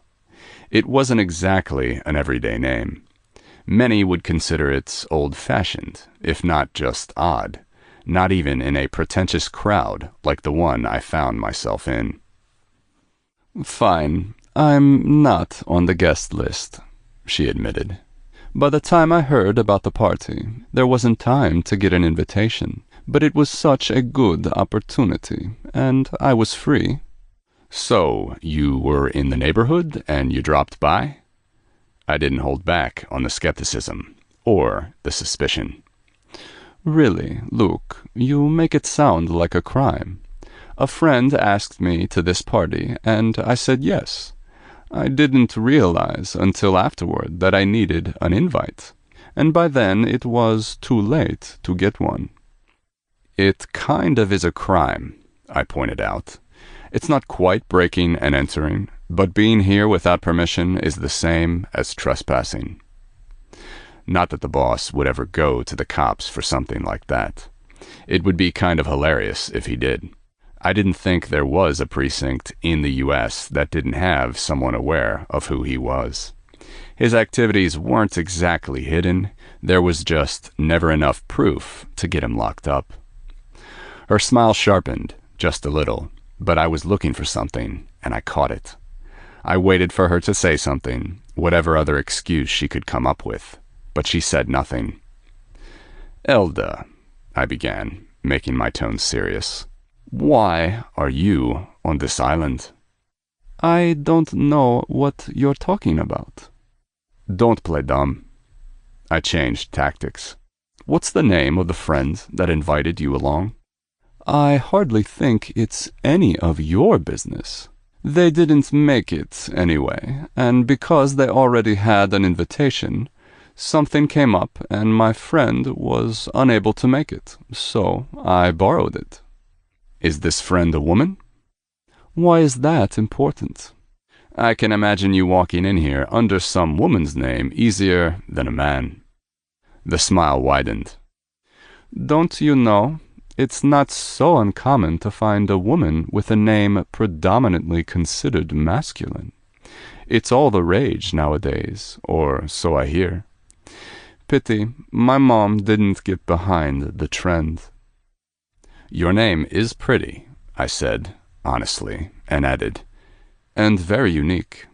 I can count on one hand exactly how many Eldas I've heard of, and I would have 4 fingers left. If your name was on the guest list, I would have seen it. But it wasn't," I said, pointedly. She looked amused. "Do you realize you have an accent?" I rolled my eyes, spoke dismissively. "So do you."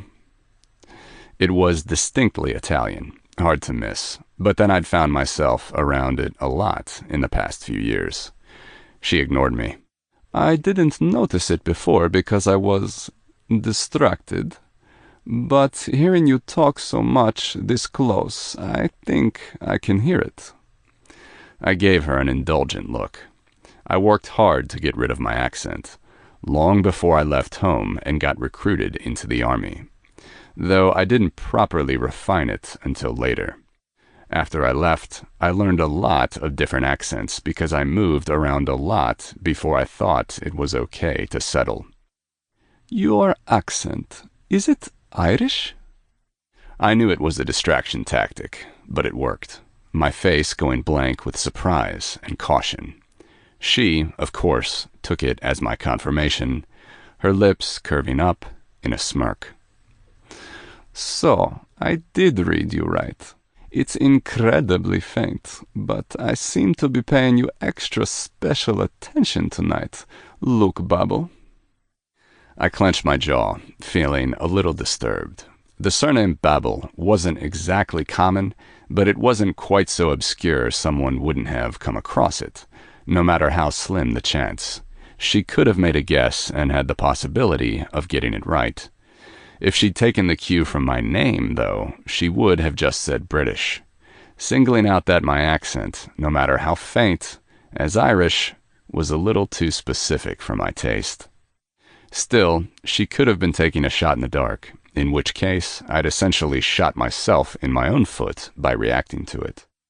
But no one had associated me with the country since I left it, and I was ashamed at how shaken it left me. And she'd said it with such confidence, I'd had no reason to assume she was bluffing. With how I reacted, I might as well have shouted the answer in her face. It was entirely possible the accent was still with me, but I never let it out. I was entirely too relaxed and not on my guard around this woman. Or, as she'd said earlier of me, she was just too sharp for both her good and mine.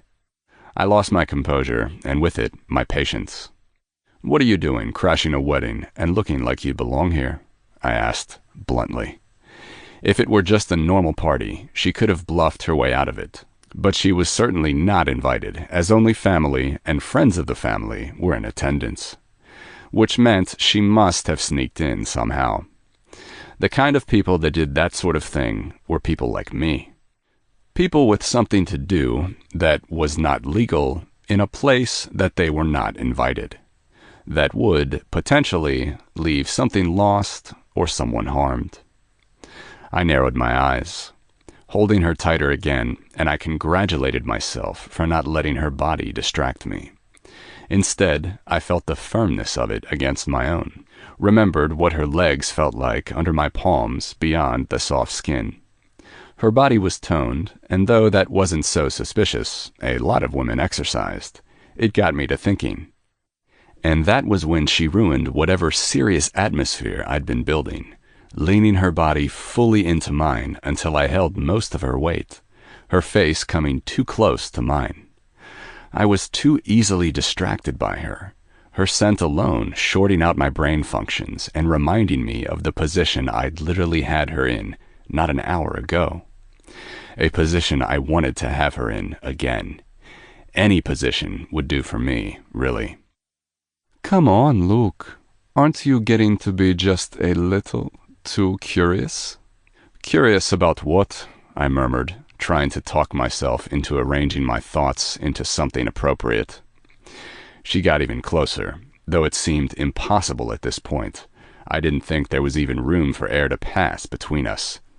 Her hands moved from my shoulder blade, her arms wrapping around my neck as her lips moved to my throat. Ask me, Luke, she whispered softly against my skin, making me shiver. Ask what?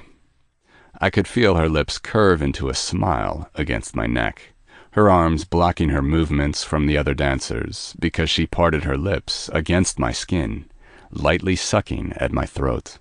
I jumped a little, almost breaking us out of rhythm and bumping us into another couple, but I saved it with another spin. I only had the barest attention to our surroundings. She was taking over all my senses. You want to know what I'm doing at the wedding, right? Her arms readjusted as she moved her mouth higher, her lips wrapping around my earlobe, nipping a little with her teeth and licking away the light sting. My body shivered. I could show you if you wanted. I must have been more distracted than I thought. It took me way too long to realize that she was, essentially, flirting with me. It was working. Chapter 8. I was, in a way, trying to trick him. If anyone noticed what we were doing, no one cared, and Luke didn't stumble again. He was affected, I could tell, and I was very pleased with myself, but I couldn't remain unaffected either. I could feel my nipples harden as I pressed into his chest, my body growing warm, desire building up. My attraction to him was strong, too strong, and I wanted more of him. I didn't go for mediocre men, but it wasn't a term I could associate with Luke. He was big and hard all over, and all I could think about was having him over me, under me, pressing me into whatever flat surface was available, and having his way with me. He certainly had the looks. Not classically handsome, but the term certainly applied with his firm chin, angular jawline shadowed in dark fuzz, and his dark brown eyes. Even when he was looking at me like he wanted to get me alone somewhere and tie me down so he could interrogate me, all I could think about were all the other things we could do with either one of us tied up. I wasn't particularly vain, though. Looks were okay, but looks were not all I looked for in a man. I had never stuck to any one man for long anyway, so that was never a problem for me. I liked my men interesting. The kind of interesting that held my attention long after first impressions, ruined whatever fantasy I had built up in my head from just looking, and to determine if they were a good fuck. I had to admit, I usually fell for dangerous men, with personalities that matched the world I'd immersed myself in because it allowed me to let go. I didn't like suppressing myself for the sake of my partner. At first glance, he looked more like a fantasy, but I could sense that there was more to him than met the eye. I knew he was dangerous because he worked for Greco, but my tastes were not that simple.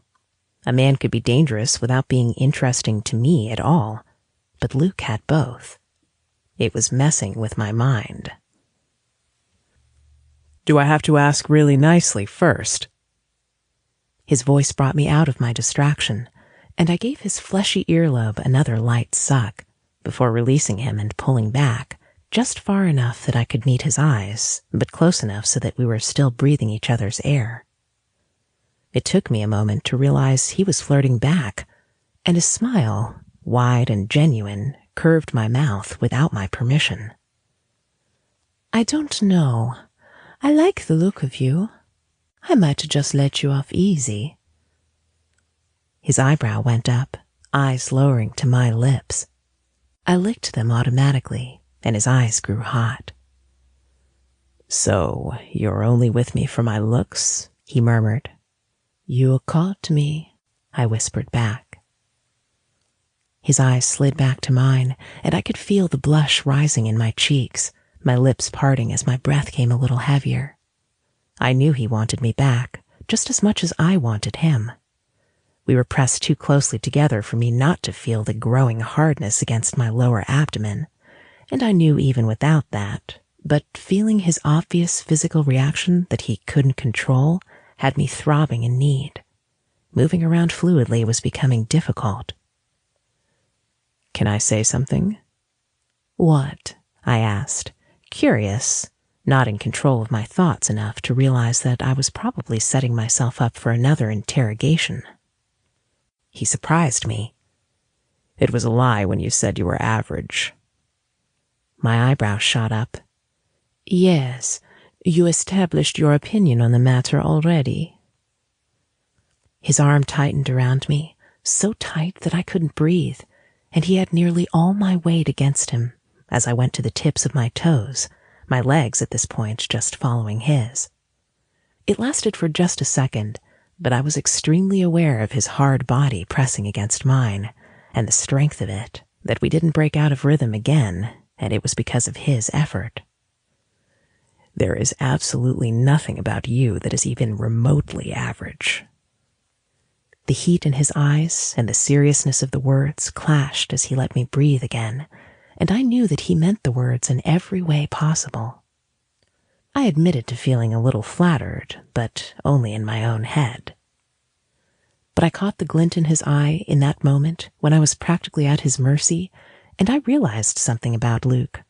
He was absolutely my type, and he might just be more dangerous than I thought.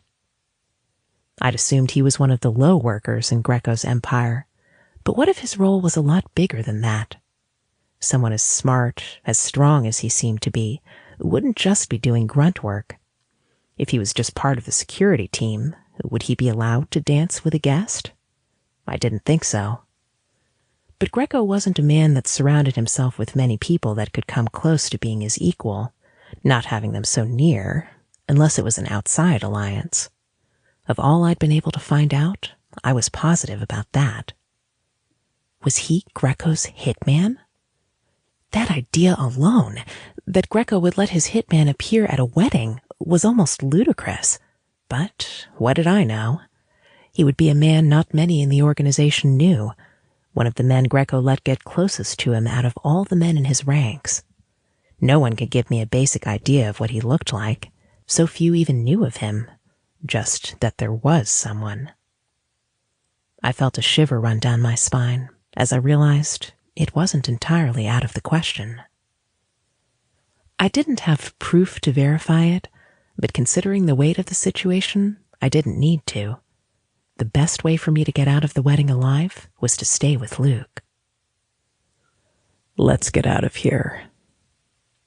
I felt my eyes grow wide in confusion as he pulled me out of my thoughts with his sudden declaration. What? I have a room here. It's upstairs and out of the way. We could go up, have some fun. He smirked. You won't even have to hold in your screams. My body shivered, and for a second, I wasn't exactly sure what screams he meant. Screams of pleasure or screams of horror? But that led us into another spin that made me feel his erection press firmly against me, and I remembered why I had planned to stick to this man anyway. "Let's go."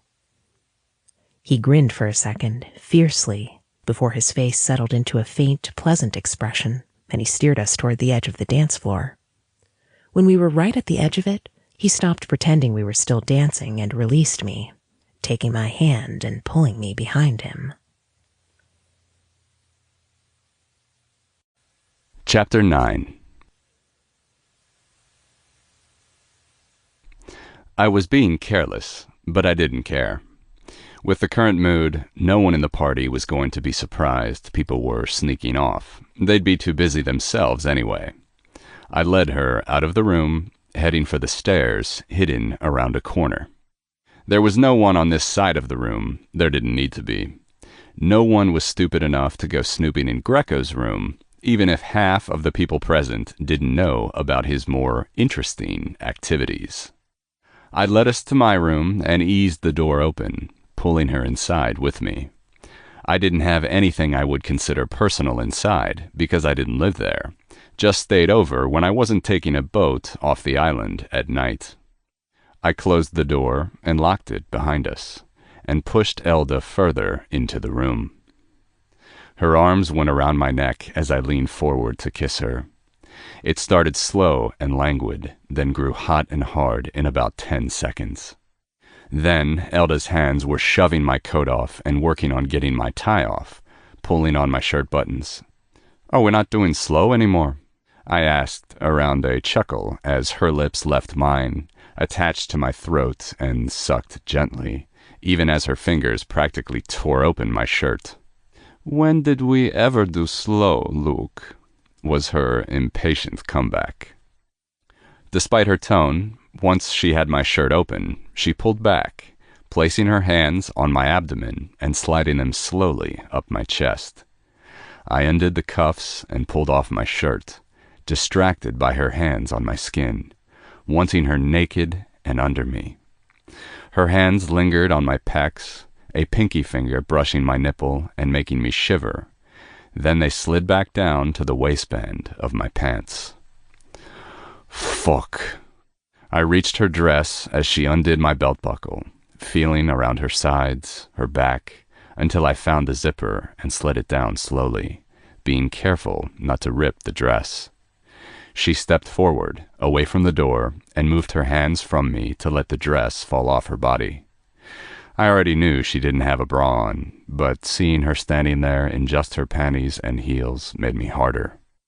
I took a step back from her, reaching for my shoes, hopping a little to get the first one, then the other off, followed by my socks, and I slid off my slacks. She pouted. "Aw, I thought you were gonna strip naked for me." "Like hell. If you get to have underwear, so do I." She didn't protest that she didn't have a bra on, just grinned and slid her fingers into the sides of her panties, sliding them slowly off her legs and letting them fall on the dress. She stepped forward to me in nothing but her shoes. I looked down as she got very close, her hands moving to my hips. The head of my cock strained against the fabric of my boxer briefs, peeking through the elastic band. Much like before, she eased the briefs over my cock, only this time she went to her knees and slid them all the way down. I got them off and tossed them aside, but she didn't get up. Fuck. She was too tempting, crouching there in front of me, knees spread wide, hands sliding up her abdomen to grab and squeeze her breasts, fingers playing with the nipples, all the while her eyes on my now leaking cock. One of her hands slid down into the thick, dark curls at her crotch, and I wanted to see, but she was suddenly leaning forward, tongue out. She touched the tip of her tongue to the head of my cock, licking at the leaking slit. I groaned and reached for her hair, using my grip on it to tug her back. "If you do that, the fun will be over very quickly." She pouted up at me. "But I really want to. Please?" My body quaked, wanting to tell her yes, but I had different plans. If she took me into her mouth, I was going to let her finish me off. Later, I promised. She still pouted, but she rose to her feet. I led her over to the bed. Get on the bed. I left her to crawl onto the bed, going to one of the nightstands and searching the drawers until I found some condoms in the lowest one. I pulled out a whole strip of them and set it on top of the nightstand. Then I turned back to Elda and nearly swallowed my tongue. She'd taken off the heels and was lying back against the pillows, on her back. Her legs were raised high at the knees and opened wide, feet planted on the bed. One hand played with her nipples, twisting and pinching. The other was moving between her thighs. I had to clamp a hand at the base of my cock and squeeze tight, not to get off at the sight of her. Fuck, Elda, are you trying to kill me? Her lips curved into a wicked smirk. Why would I do that? With you all the way over there, and me waiting for you to fuck me. At least, if I get the job done first, wouldn't that be a better way to go? I gave a startled laugh, though it sounded strained. I'd gotten off not an hour ago, and here we were having sex again. This woman seemed to have some influence on me, and it appeared that influence was wired to my dick. It was the kind of distraction I didn't need. I thought my guard was up, but I was having too much fun with Elda. And not just the physical stuff, though that was amazing, but her quips always caught me by surprise and entertained me. I shouldn't be this enamored with a woman I'd just met. I used to think I had a will made of steel, but maybe that was because I just hadn't met her yet. She arched her back and moaned, her fingers moving in a slow, thrusting motion. I imagined her fingers inside of her as she pleasured herself, and reminded myself I could just move a little and see it. I felt a little more of my control slip. With a growl, I crawled onto the bed and on top of her, keeping my body up so I could watch her work her body with her hands, her fingers. I reached for the condoms on the nightstand, tearing one from the strip, and sat back on my knees, my eyes watching her hands. I cursed as I fumbled with the condom, getting it on without looking. I stroked myself with one hand, torturing myself with the weight, one hand reaching to help her play with her breasts. She moaned again and arched her back, thrusting her breast into my palm, and I squeezed it lightly, my thumb rubbing circles into the nipple, making her whimper. Finally, I was through with waiting. I was too close to coming to take much more. I released my cock and reached for her hand, pulling it away from where her fingers were rubbing at her clit. I brought the hand up to my mouth, licking it thoroughly, groaning at the taste. I held her by the hips as she raised her ass, opened her legs wider. She positioned me at her entrance, and then I was easing my dick inside her, watching as her eyes widened at the stretch, face twisting in pleasure, mouth falling open as the color grew high in her cheeks until her ass met my thighs. She whimpered again, her body squirming, making me groan as her soft walls massaged my cock. Fuck!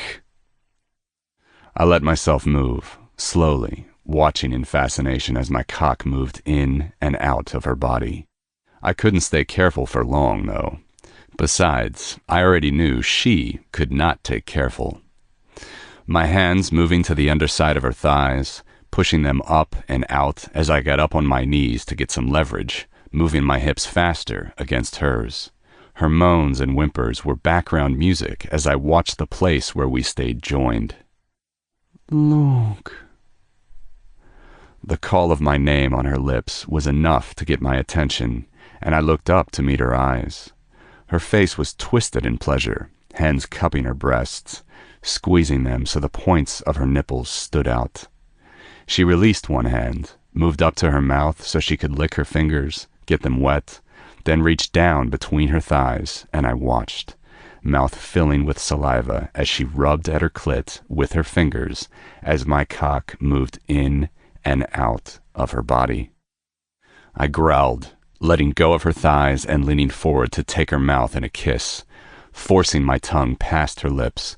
Not that it was difficult with her parting her lips and teeth easily, and I ravaged her mouth. her legs wrapped around my waist, her hands moving to dig her fingers into my back. I eased my arm under her body, moving from her mouth to her breasts, mouthing both, taking her nipple into my mouth from a nip and a suck, then giving the same attention to the other. "Luke!" A growl was my only answer as I increased my rhythm, the speed, and the power of each thrust. For a second, we both hung over the brink, and I knew she was right there with me as her body went taut underneath mine. Then she was screaming as I felt her walls convulse on my cock, and I was spilling into the condom, groaning into her neck.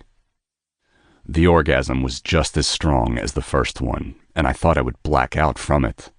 I kept my hips moving, prolonging her orgasm for as long as I could until she was whimpering, limp mess under me. I managed to slump to the side before I crushed her, pulling off a condom as I moved and throwing it off the bed to land somewhere on the floor. I felt my eyes slip closed, just to rest for a moment. Chapter 10. Luke was sleeping. It took me a minute to realize as I came down from my high. His guard was completely down, and that was a surprise. I didn't think he'd trust me, even after he took me aside and we fucked 2 times. Surely he should have still been on his guard. For a moment, I could only lie there and look at him. His face was different when he was asleep, relaxed, still handsome but not as dangerous. Not that the air of danger left him completely, even in repose.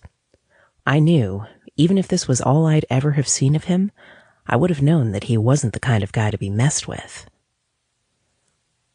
When I thought I could move, I slid onto my side, reaching one hand to touch his cheek, checking if he was truly asleep or just resting. But he didn't open his eyes, and his breaths were slow and even. He really was asleep. Well, I couldn't blame him.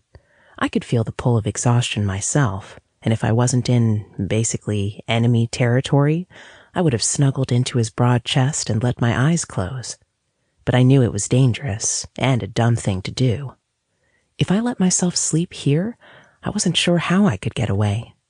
Not to mention, as much as I'd had my eye on Greco for much of the night, I didn't want him laying eyes on me. But I couldn't think about the danger to myself just then. I was still basking in the afterglow, feeling all of the aches in my body, and thinking about the fact that Luke put them there. The thought made something warm unfurl in my chest, but I didn't look at it too closely. After a while, I pushed myself up, feeling a growing curiosity. Who exactly was Luke Babel? He'd said the room was his. I glanced around, but there were no personal effects visible, and I doubted there would be. When I thought my legs could hold me, I slid off the bed. I wobbled for a second before getting my balance. I looked back, but he hadn't moved. His clothes were still by the door where he'd discarded them. So were mine, but I didn't even look at them. I went through his coat first, searching through all the pockets and finding nothing. Then I reached into his trouser pockets. I didn't find the handkerchief-wrapped condom from before, and I wondered what he'd done with it. I found his wallet in another pocket and nothing else. I looked through the wallet eagerly, but there was no ID, just some cash, not even another condom. I sat there in a crouch looking at the wallet, thinking of the implications. No man, not even at a party, would walk around without some form of identification. I took a chance and went around the room quietly, but besides the nightstands, there weren't really a lot of places to look. There was a tiny wardrobe with a few clothes, basic t-shirts, some shirts, jeans, and one suit, all about Luke's size, so I assumed that they really were his. But otherwise, there was nothing, and nothing else in the room looked like it could be hiding anything.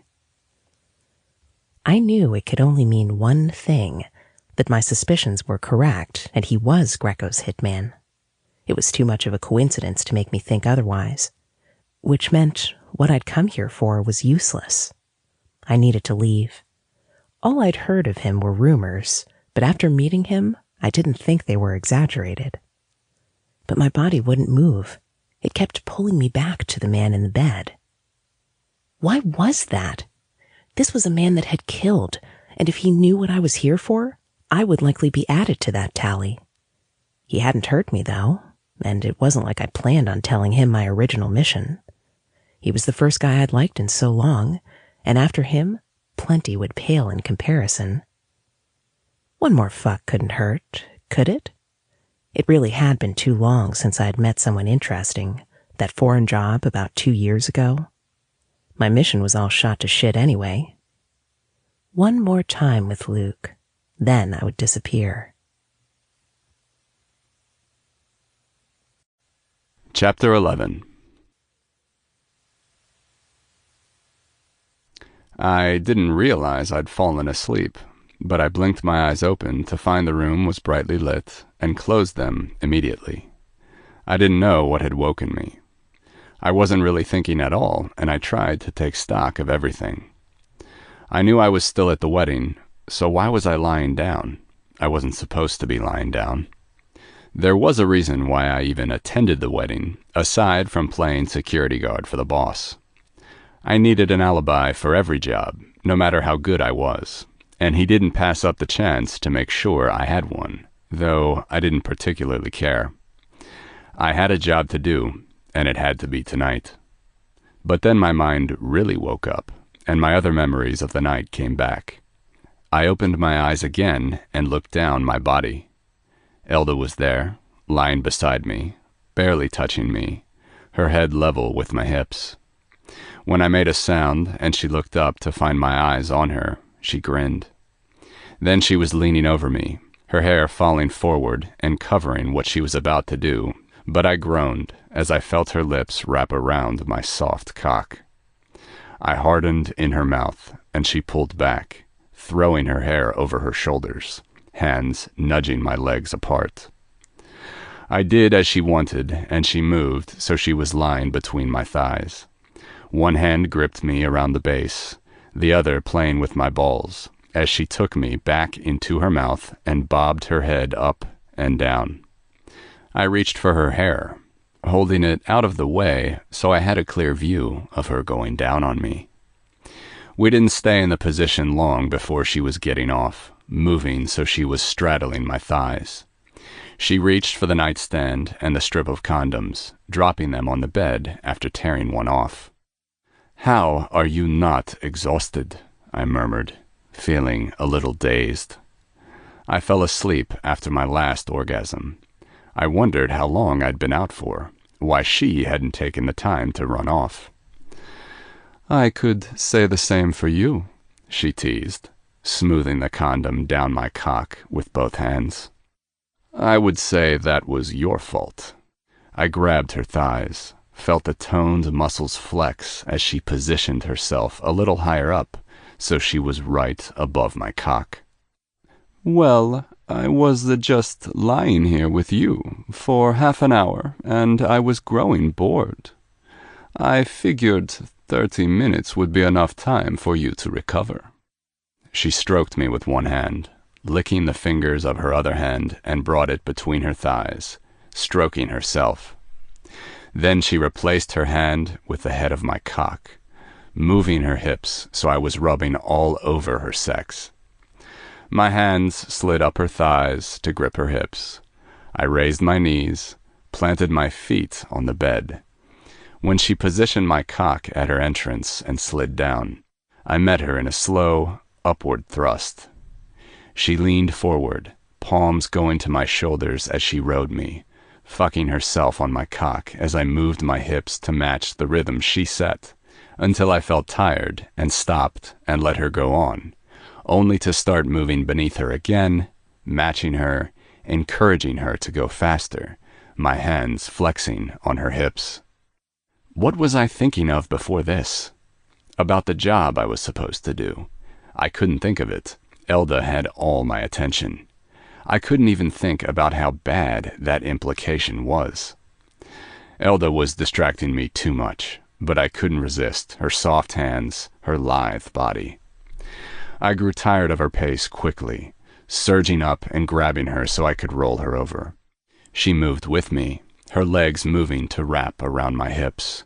I held her wrists down on either side of the bed, bracing my upper body above hers with my elbows, and slamming my hips against hers with every thrust. Her moans, growing steadily louder, the slap of skin against skin, and my own groans mixed in the room. I held out for as long as I could, gave her pleasure, and made her come a couple of times. Then I was coming again, not as strong as before, but still amazing. It wasn't enough to put me to sleep a second time, at least. I rolled off her, catching my breath. As my thoughts and my body calmed, I pulled myself off the bed.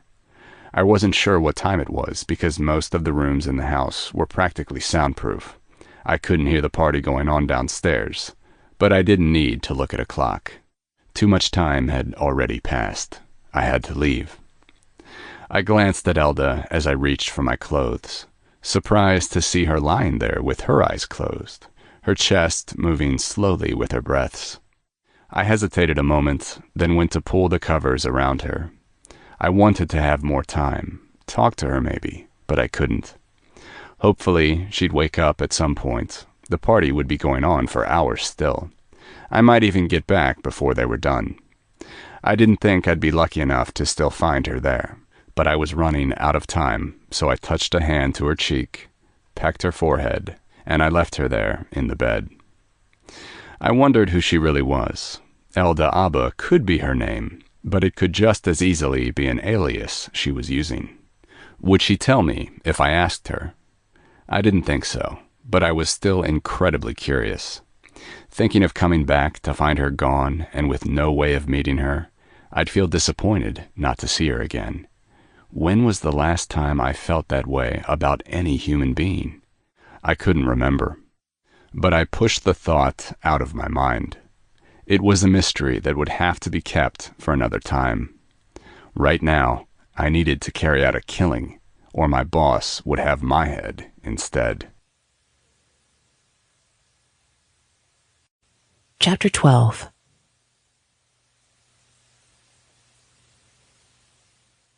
I saw Luke get out of the bed. I could feel the draw of exhaustion about to claim me, but I knew better than to fall asleep here. I watched Luke get up and get dressed in something of a hurry.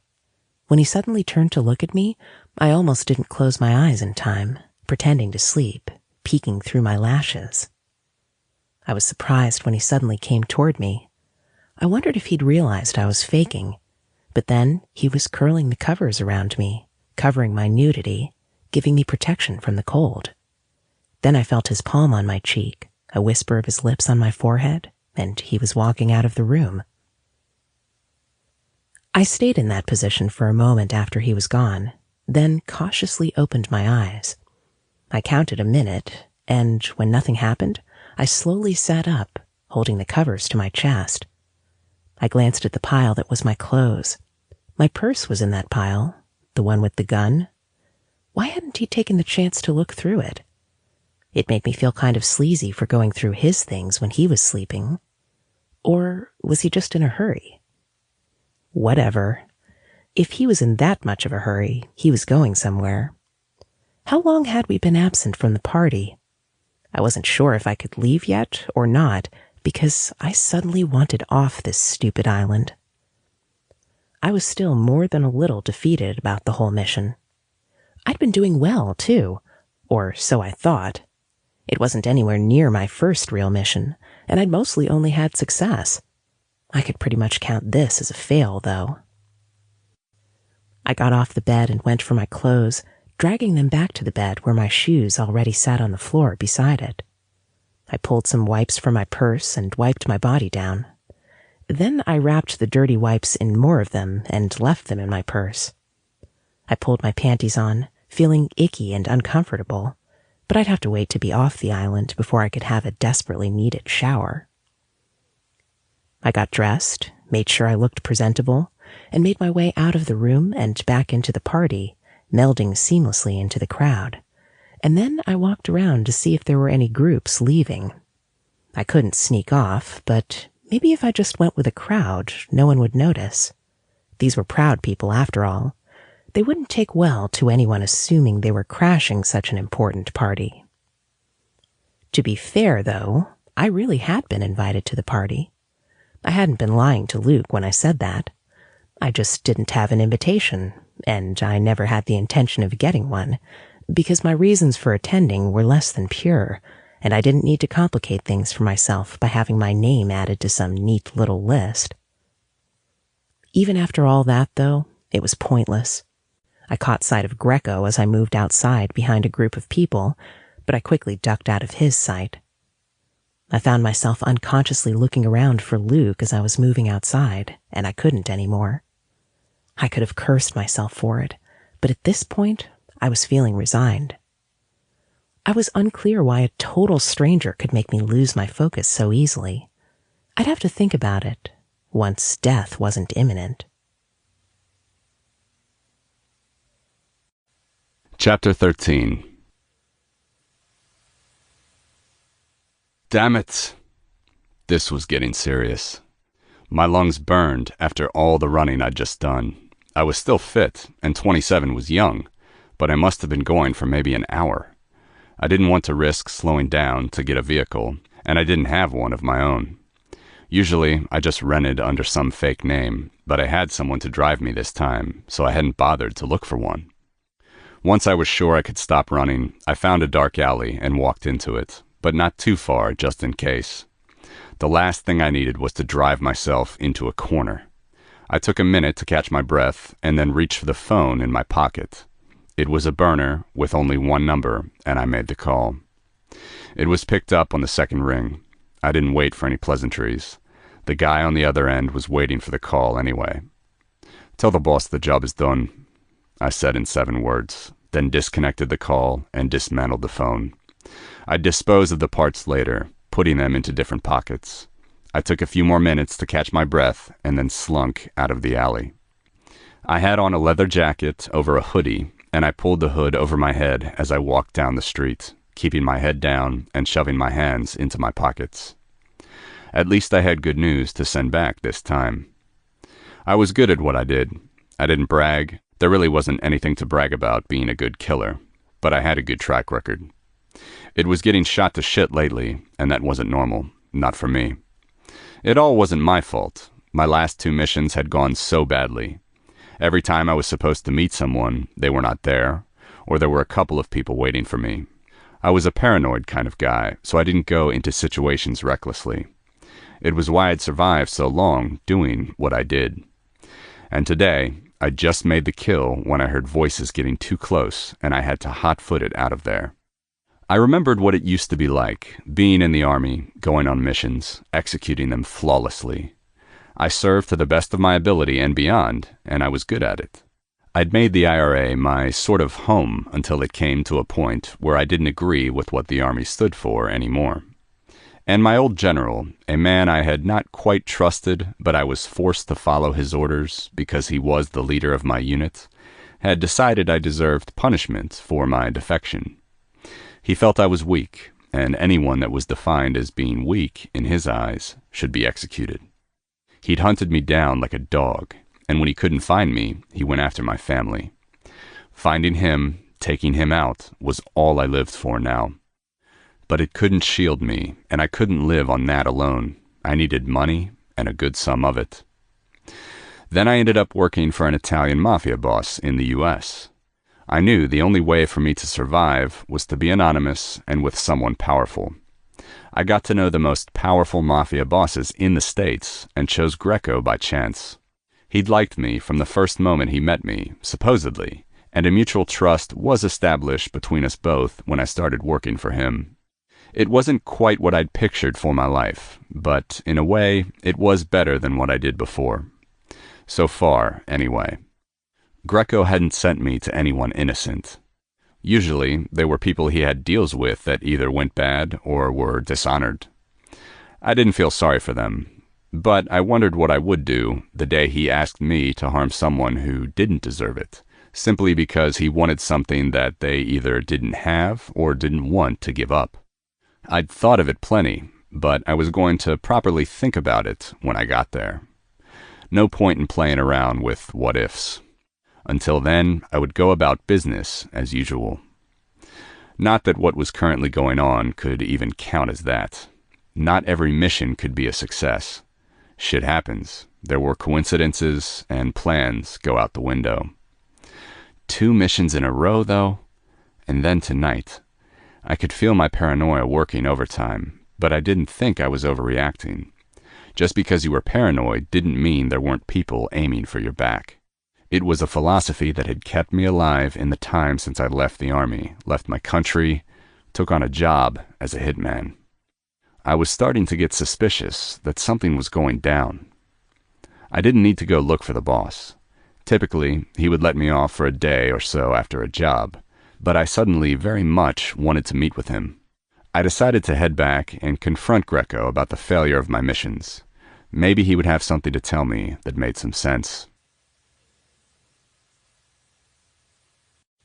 Chapter 14. I used to have dreams once. My problems used to be light ones, things that would be trivial now in comparison. I'd always dreamed of being a lawyer, and I had worked toward that dream since before I hit high school. I was guilty of being a bit naive, too, thinking that if I were a lawyer, I could help people. I was raised by my grandparents after my mother died giving birth to me. My father left my family before I was born, and I had no other family. I was good at making friends, though. I was sociable. Not quite the life of the party, but I attended plenty of them when my grandparents allowed me to, from the time I was in high school. I was self-conscious about my looks, but guys seemed to like me well enough, and I lost my virginity at the tender age of 16. Life had been so simple. I achieved what I set my mind to, and I made it into the school of my dreams. I might have grown a little wilder in college, but I never lost sight of my focus.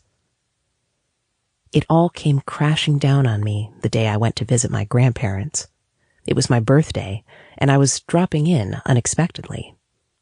I always wondered afterward if I had just called ahead instead of trying to surprise them, would they ever have told me? I'd like to think so, but it was colored by heavy doubt. So I got home to find strangers in my grandparents' house, and they suddenly had these guilty expressions. An older couple, 3 other people, 2 males and a female, both younger, and none of them familiar. "What's going on?" I murmured, feeling confused. Then my grandmother was there, leading me to a seat, with grandfather taking his single seat, the guests seated around the room, my eyes on the older couple sitting across from me, looking back at me with teary, determined faces. I thought it was odd how the woman's face, though aged, looked like the single photo of the woman who was supposed to be my mother, and how the man had her eyes.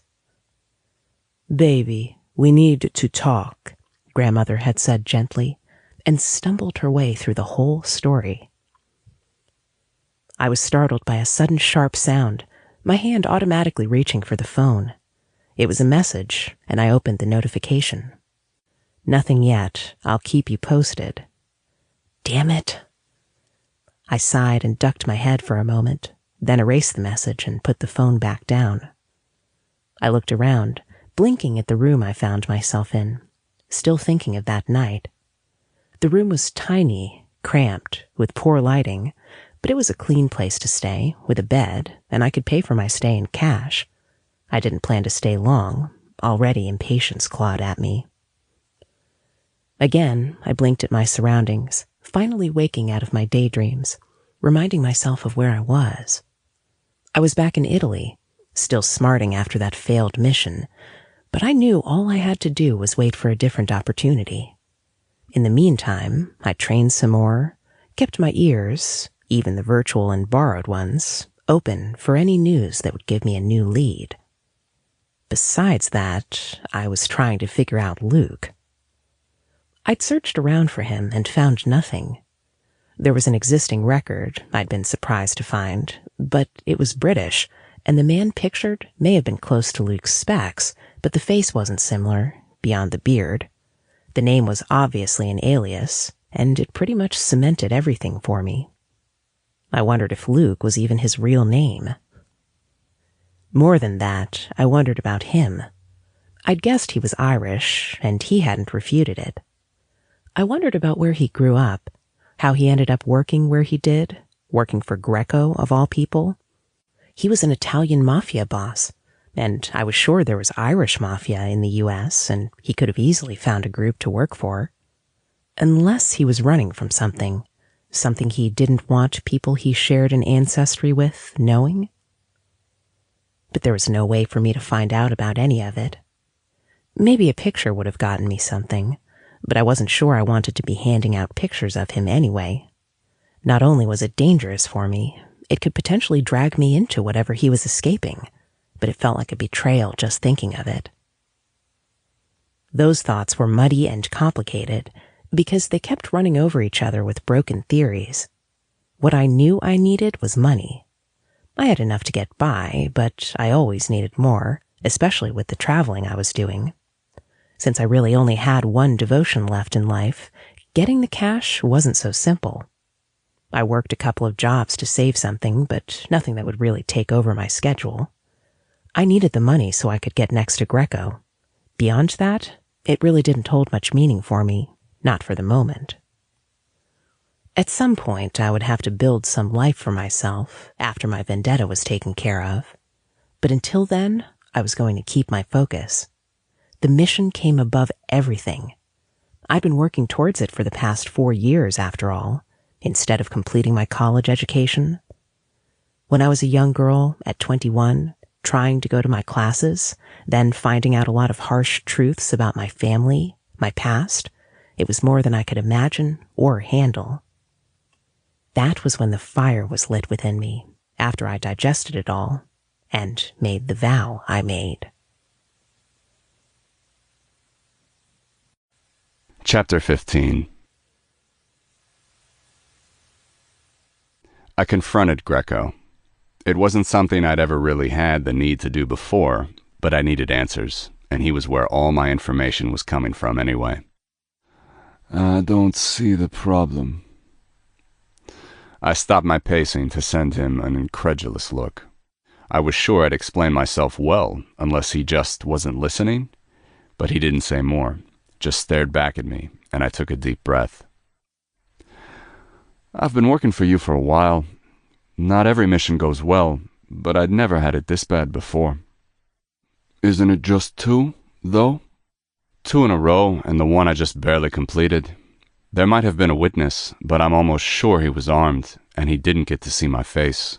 Out of pure luck, because the idiot was incompetent enough, and I could hear him coming. I'm not exactly careless. This many flukes worries me. He still wasn't saying anything. Why wasn't he saying anything? I started pacing again, my nerves getting the better of me. I would have held myself still, no matter if it killed me, if there were any other people in the room. But Greco had made the decision to excuse everyone else when I walked into the room. It was one of the parlors in the mansion, with large windows that had the curtains drawn even though it was dark outside. It had a good view of the water, especially during the day, but I wasn't particularly interested in the view just then. So what exactly are you suggesting? That I'm giving you false information? I froze in place, facing away from him. The thought had crossed my mind, of course, only I couldn't think of why he'd lead me into these situations on purpose. Usually, he sent me after people he wanted dead enough to hire a hit on them, which didn't happen often, surprisingly. I only killed people that treaded on Greco's toes or were starting to get out of line. No nice, innocent people would do that to a mafia boss, so I never minded taking the jobs. Usually, he told me the reason, or I heard from one of his men, or the people I was sent to kill when I had to get up close and personal. I liked being undercover, and I loved my job as a hitman, strange as it would seem to many. But I knew better than to tell him I was suspicious of him, even for a second. Greco was a stickler for loyalty. He would not appreciate it. If I thought that, I wouldn't have come to ask you. I was thinking more of a leak somewhere. I know even in the tightest organization there is a possibility, and it's the only thing I can come up with. Because lately, it's starting to look as if my marks are expecting me, even waiting for me. except for this last one, because he was most certainly surprised. But I remembered he hadn't tried to run off exactly, just glanced around like he was looking for someone. It was possible I moved too fast for them, and that was because I hadn't taken the time to fake an alibi like Greco wanted most of the time. And the guy got to drive me, I'd had to drag him along with me instead of waiting for him to do whatever the hell else he wanted. But it only gave me a minimal head start, so I wouldn't bank on it being useful all the time. Only 3 people know when I'm going to have someone offed. 2 of them are in this room, and the other is a man I would trust with my life. He's been with me longest in this business. Maybe the guys I'm sending you after know they've done something wrong, and they've heard about all the other people I've worked with that ended up dead after they crossed me. I slowed my pacing as I thought it through. It was actually very plausible. Most of them were kept hush-hush, but I was sure news traveled in the underground circuits. Most of these guys had hands in several pies, so that kind of news couldn't be kept hidden for long. Maybe you're right, I said, slowly. But what do I do about it? If I meet my mark, and I think the situation can be compromised, can I turn away and go after them later, after some recon? Like the other 2, I've been keeping an eye on them for the next chance I get. He shrugged, looking entirely unconcerned for a man that paid me a lot of money for each mark he gave me. Do whatever, so long as you get the job done. You haven't disappointed me yet, and I know you don't plan to. I'll tell you when one of the names I have for you is someone I need to be taken out quickly. But other than that... He shrugged again, leaning back in his seat, and crossed his legs. You can make them sweat for all I care. It would serve the bastards right. I knew better than to say anything to that, nodding along. It was the best I was going to get out of Greco. Any more, and I might begin to annoy him. I could tell just by looking at him. While talking to him, I started to think about the woman that I saw at the wedding. Elda. My mind supplied helpfully. It had been over a month since the day, and I found myself thinking of her often. Usually, I was alone, and I shoved the thoughts away because there was no use thinking of someone I would likely never see again. But the more I looked at Greco... There was a woman at the wedding, I started, without thinking. His eyebrows arched, surprised at the sudden change in topic, but looking blandly interested. He waited for me to go on. There was a woman at the wedding that had the same eyes as you. I was just wondering if she was from back in Italy. Because her accent had been more obvious than mine, and it was easy to pinpoint, seeing as how I was subjected to it a lot around my boss. I didn't know if he was originally from Italy or just moved to the U.S., or if his parents had been old-fashioned enough to make him learn the language and his accent was just there, but I was sure he'd gone there on at least a couple of occasions, though I'd never been. I also didn't make the habit of asking my boss about his personal life, beyond what he wanted me to know when he introduced me to his family, as an afterthought, while telling them I was new security joining the ranks. His brow furrowed lightly. What woman, exactly? She was in a black dress, brown hair and eyes. I don't know when she left, but she was still there when I went out. She wasn't with the rest of the guests, but I didn't clarify that for him. I peered at his eyes, trying not to show the extent of my interest. So, that was where the feeling came from. I remembered thinking her eyes looked familiar. Brown eyes were very common. I had them, even though mine were darker than hers. But I was sure, the more I looked at him, the more that familiar feeling came back to me. I had perfect memory. I could remember perfectly how her eyes looked like. Do you mean one of my cousins? He mused, more to himself than truly talking to me. I have to admit, I have more than I know all that well, and quite a few of them were there with my other relatives. He shrugged again. I met them before at my eldest son's wedding. It's not something you should be overly concerned about. I read it for what it was, a warning to keep away from his family, even though he didn't know the why of my question. I let it drop anyway, my mind going off on a distracted tangent. Who exactly was this woman? Chapter 16. I made my way through dark, mostly empty streets. I didn't live in a particularly nice neighborhood, but no one bothered me. The few people outside barely paid me any attention. I hurried to my small, rented room and let myself inside, locking the door behind me. I pulled the large envelope out from under my coat, dropping it on the tiny table, then taking off my coat and going to the bathroom. It was all simply just one room with a separate bathroom, and that was it. I washed the makeup off my face at the tiny sink, thankful the water was clean, and I wiped my face as I got back to the other room, pulling at the ties and pins in my hair, letting the mass fall around my shoulders. I didn't bother changing clothes before going back to the tiny table, sitting in the only seat around and staring at the envelope. I already knew what I would find inside it. I'd gotten info of the contents from my contact before I chose to pick it up. I got an offer to be Greco's hit woman. To say I was surprised would be an understatement. I wasn't banking on Greco finding out about me, and for a different reason than the one I expected. I was Italian, and he'd heard about me from his associates that I'd worked for, in and outside of the country, and suddenly he decided he wanted me to join his ranks. In a way, it was ironic. He didn't know what I looked like. He couldn't have. I didn't even know how he knew where to send a message to get it to me. He shouldn't have, and that he did disturbed me greatly. On the one hand, it would be an easy way to get close to him. I knew how close he was to Luke, and if I could get that, my goal would be so much easier to get to. I was so tempted to try, just for that reason, but I knew he would never let me get so close. The second he saw me, he would know, and I would be screwed. Or maybe he wouldn't, and that would sincerely annoy me more than if he'd forgotten about everything that had happened between us when it was all I could think of for months after I heard it all. But it was more than just that. Even more of a surprise was the offer came because he needed to get rid of his existing one.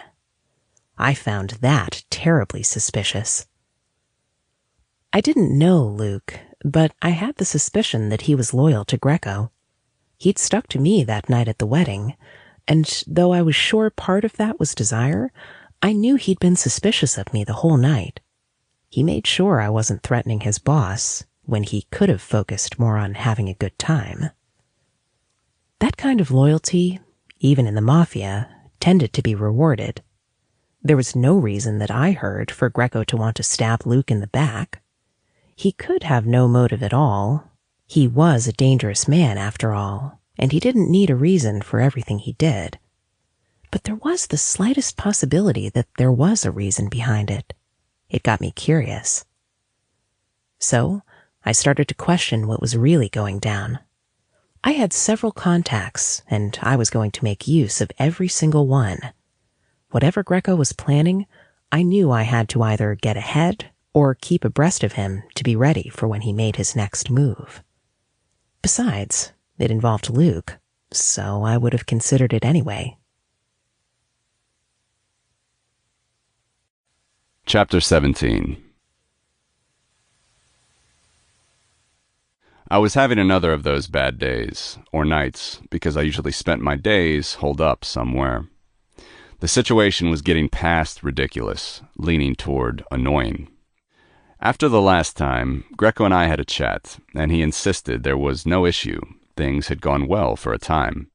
I suddenly had more marks than I ever had before, and a few times after that near-disastrous mission, everything had been carried out just fine. And then today happened, when I was told this was someone I had to take out in the span of 24 hours. Everything had been going fine, as per the plan. I even got the guy when I was practically ambushed. If not for the intense training I went through, all the missions I'd successfully undertaken, I wondered if I would have made it out alive. I was starting to doubt Greco was being honest with me. I stood in front of the man, giving him my report, holding perfect form even though I could feel the aches, and something wet trickling down my side. I hadn't had time to take stock of any injuries or to begin treating them. I came back to the island because it was, temporarily at least with my suspicions, the safest place I could end up, and he'd asked to see me as soon as I docked. So, you finished the job? He was dispatched. No witnesses, just like you wanted. He gave a nod, and I thought he looked pleased, if a little surprised. I wasn't sure whether to trust that expression. I'd known, in the beginning, not to trust him. He was a Mafia boss, and the only relationship we had was a business arrangement that helped me as much as it did him, and I'd built on that. It wasn't to say that I trusted him implicitly, but he rarely lied to me, just omitted things that I didn't want to know anyway, so I never cared.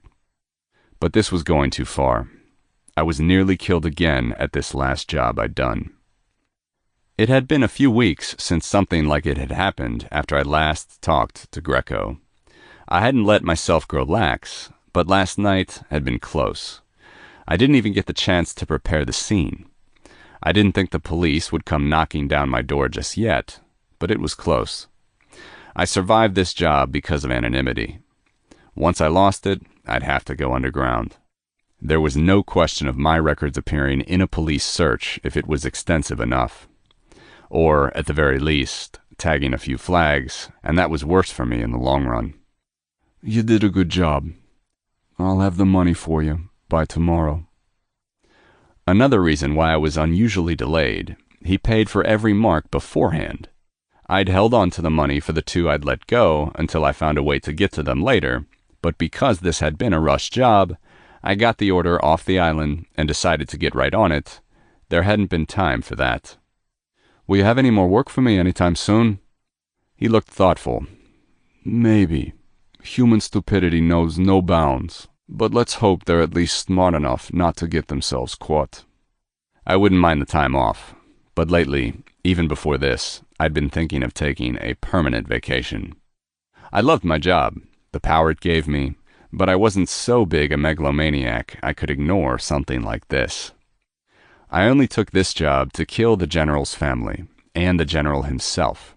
After what he did, it was the least he deserved, and I knew he had about as much family as I did. I left my home country, knowing there was nothing more for me there, but I never expected for the bastard to kill them, and have it flaunted on television by appearing for an interview on the murders and my disappearance from the unit.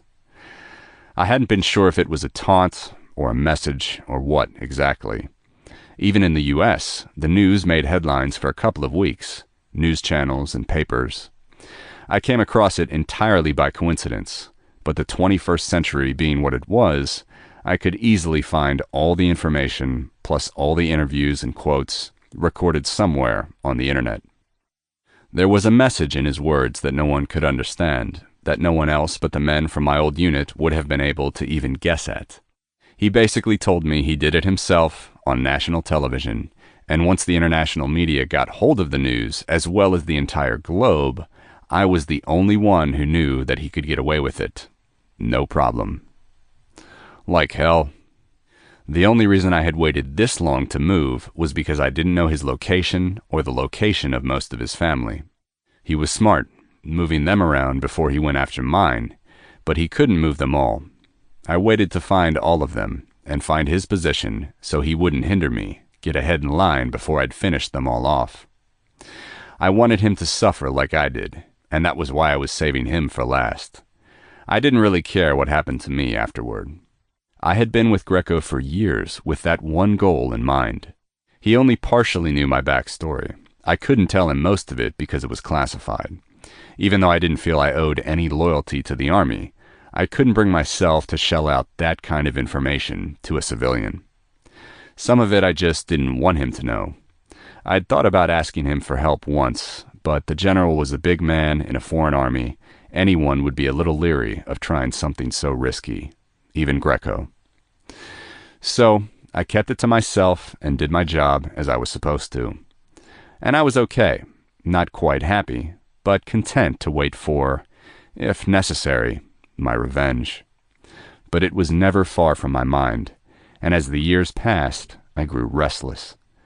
After what happened today, me nearly dying when I was still nowhere near completing my goal only brought it all home. It had been years. Working for Greco was good to my bank account, but when I went on a job, I wasn't focusing on my mission, but what he wanted me to do. I could have died without getting my revenge, and that thought almost floored me. It was time to move on. "You're excused for the night," Greco said, breaking me out of my thoughts. I turned to head out, but he spoke again. "Before you go, I wanted to tell you." I felt the dread pool in my stomach. These kinds of conversations led in a specific direction all the time. I wasn't sure I was feeling up for it, but I turned back respectfully and inclined my head. "Yes, sir?" "I'm having another party thrown." "Of course, because Karma hated me or something." "It won't be for another week, so you have time to prepare." At least there was that. "What is the party for, exactly?" I asked, slowly. "It's a little soon after the wedding, isn't it?" His parties were usually few and far in between, which might have something to do with why they're so popular. Maybe once or twice a year, although one year there had been 3 of them. Still, it was only within a couple of months.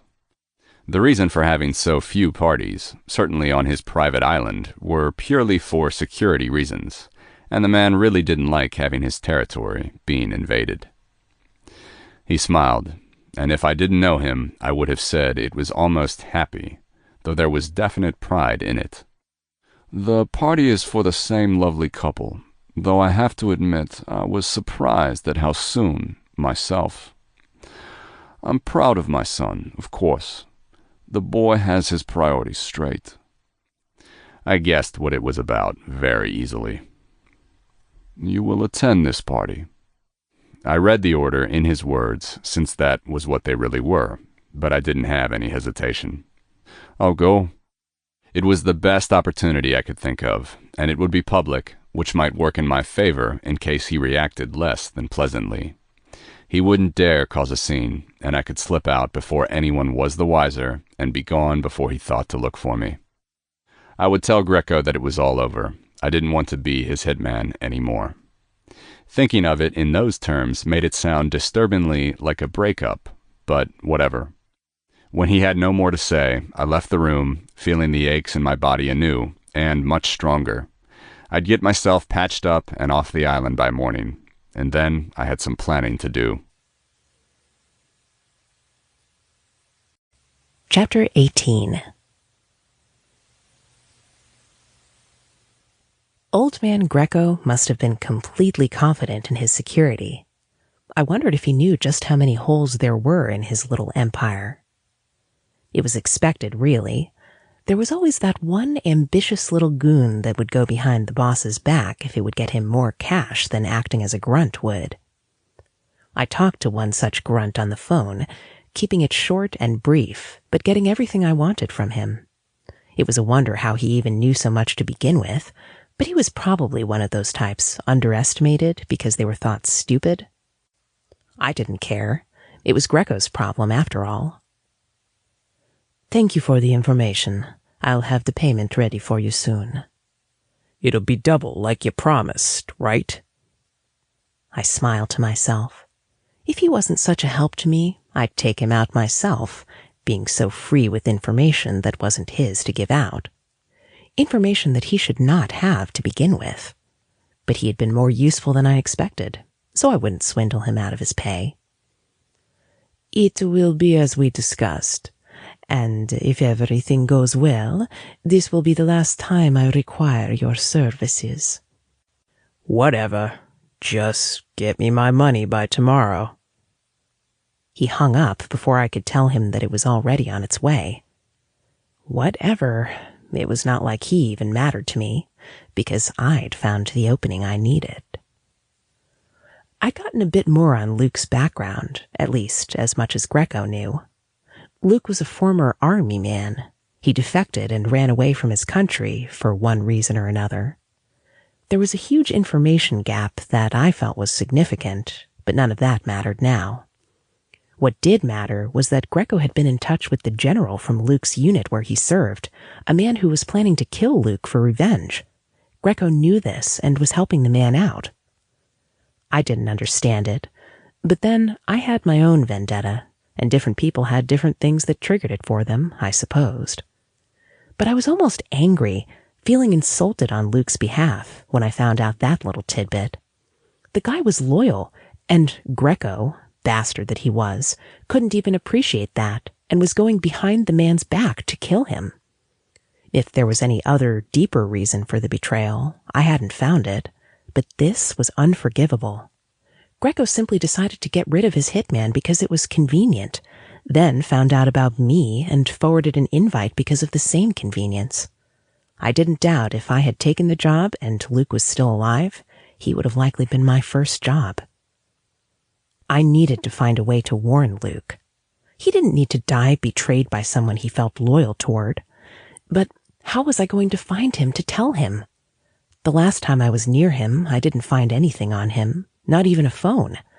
I didn't know how he and Greco kept in touch, but I didn't have the same means. So I dug around some more. Then I learned about the celebration party for Greco's daughter-in-law, who was expecting a baby. It was the perfect opportunity. It might possibly be my only one. But even then, there was the possibility that Luke might not even be there. Still, it was my only chance, so there was no question of me not going. Now I just had to find a way to get on the island uninvited for a second time. It wasn't going to be as easy as the first time. If Luke ever mentioned an intruder the first time, there would be more security than before, and I ran the risk of getting caught. I'd have to find a way around it, but I wasn't worried. I could be resourceful like that. Before that, I needed to dress for the occasion. I picked up my phone and called a now familiar number. "Hello?" I smiled at the clipped voice on the other end. "Really? Is that any way to talk to your favorite client?" There was quiet on the other end before there was a click of the tongue. I laughed, and the voice growled at me. "More like my most annoying client." "Yes, but don't I bring you a lot of business?" "You do," the voice muttered reluctantly. "But you usually call once every several months and get several outfits. It's a bit soon, isn't it?" "Well, I didn't take that many last time. Only a couple, yes. I want to commission something else, and original. Actually, make it several outfits." I didn't have long to prepare for the party, but if I could avoid it, I wouldn't want to be there at all. I wasn't sure where Luke stayed, but I wouldn't bank on him being a permanent resident on the island. It would be too confining for a man like him. I knew I would see it the same way. So, if possible, I had to find him before he left for the island, which meant that I couldn't as easily find a crowd to blend in this time, unless I got lucky. "Tell me what you need." I pursed my lips, thinking it over. Let's see. Chapter 19.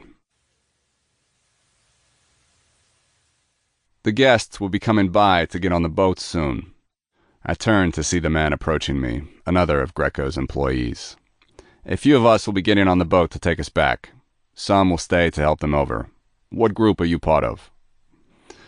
I didn't think he knew who I was, not that he would care. He did whatever work he was told to and got paid.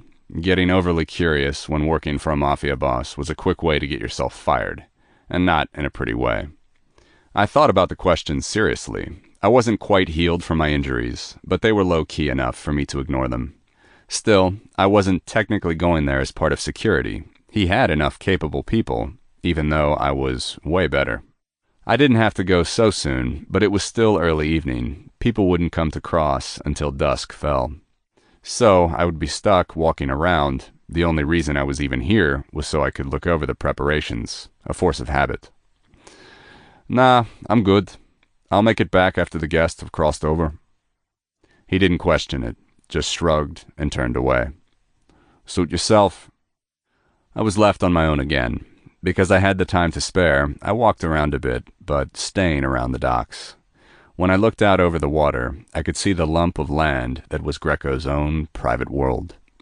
It didn't look like much from a distance, but that lump could easily house hundreds of people, maybe even 500 if they were really getting crowded. I couldn't comprehend the kind of money a person would have to purchase it. I stopped a distance away from the boats, on a walkway built along the waterline. A railing provided security so people wouldn't fall off unless they jumped over it. I was close enough I could see when guests began to arrive. A few might even get close to me, but I didn't want to be around the men there. The less they paid attention to me, the better. Out of seemingly nowhere, I had a bad feeling about the whole thing. Greco didn't want me around his family, not really. The few times he'd had to introduce me had been out of necessity, and even then, it was the older males of the family, or the women already part of the family business. But I'd been to the wedding, and now he was inviting me to celebrate the conception of his first grandchild.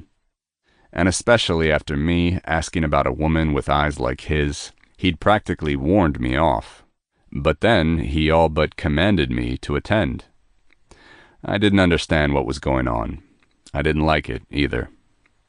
I looked around once I heard the cars and chatter from guests and staff that were to be sent out separately. There would be about as many people as before. I didn't bother looking at the guest list this time. In a few hours, hopefully, it wouldn't even be my problem anymore. I waited for the first surge of arrivals to get on the first boats and get on their way before slowly making my way down. Instead of waiting for all of them to go and following with the rest of Greco's men, I could go with the guests or the catering staff to avoid more contact with them. I rubbed at the rough beard on my chin and jaw. I'd have to change my appearance once I left again. Facial hair was a good cover, but I couldn't use it for a while. I wandered slowly with the group going on the next boat. A hand patted my shoulder made me stop and turn, and I felt my eyes widen. She was dressed in the same suit as the rest of the catering staff, white shirt, black slacks, and matching vest and shoes.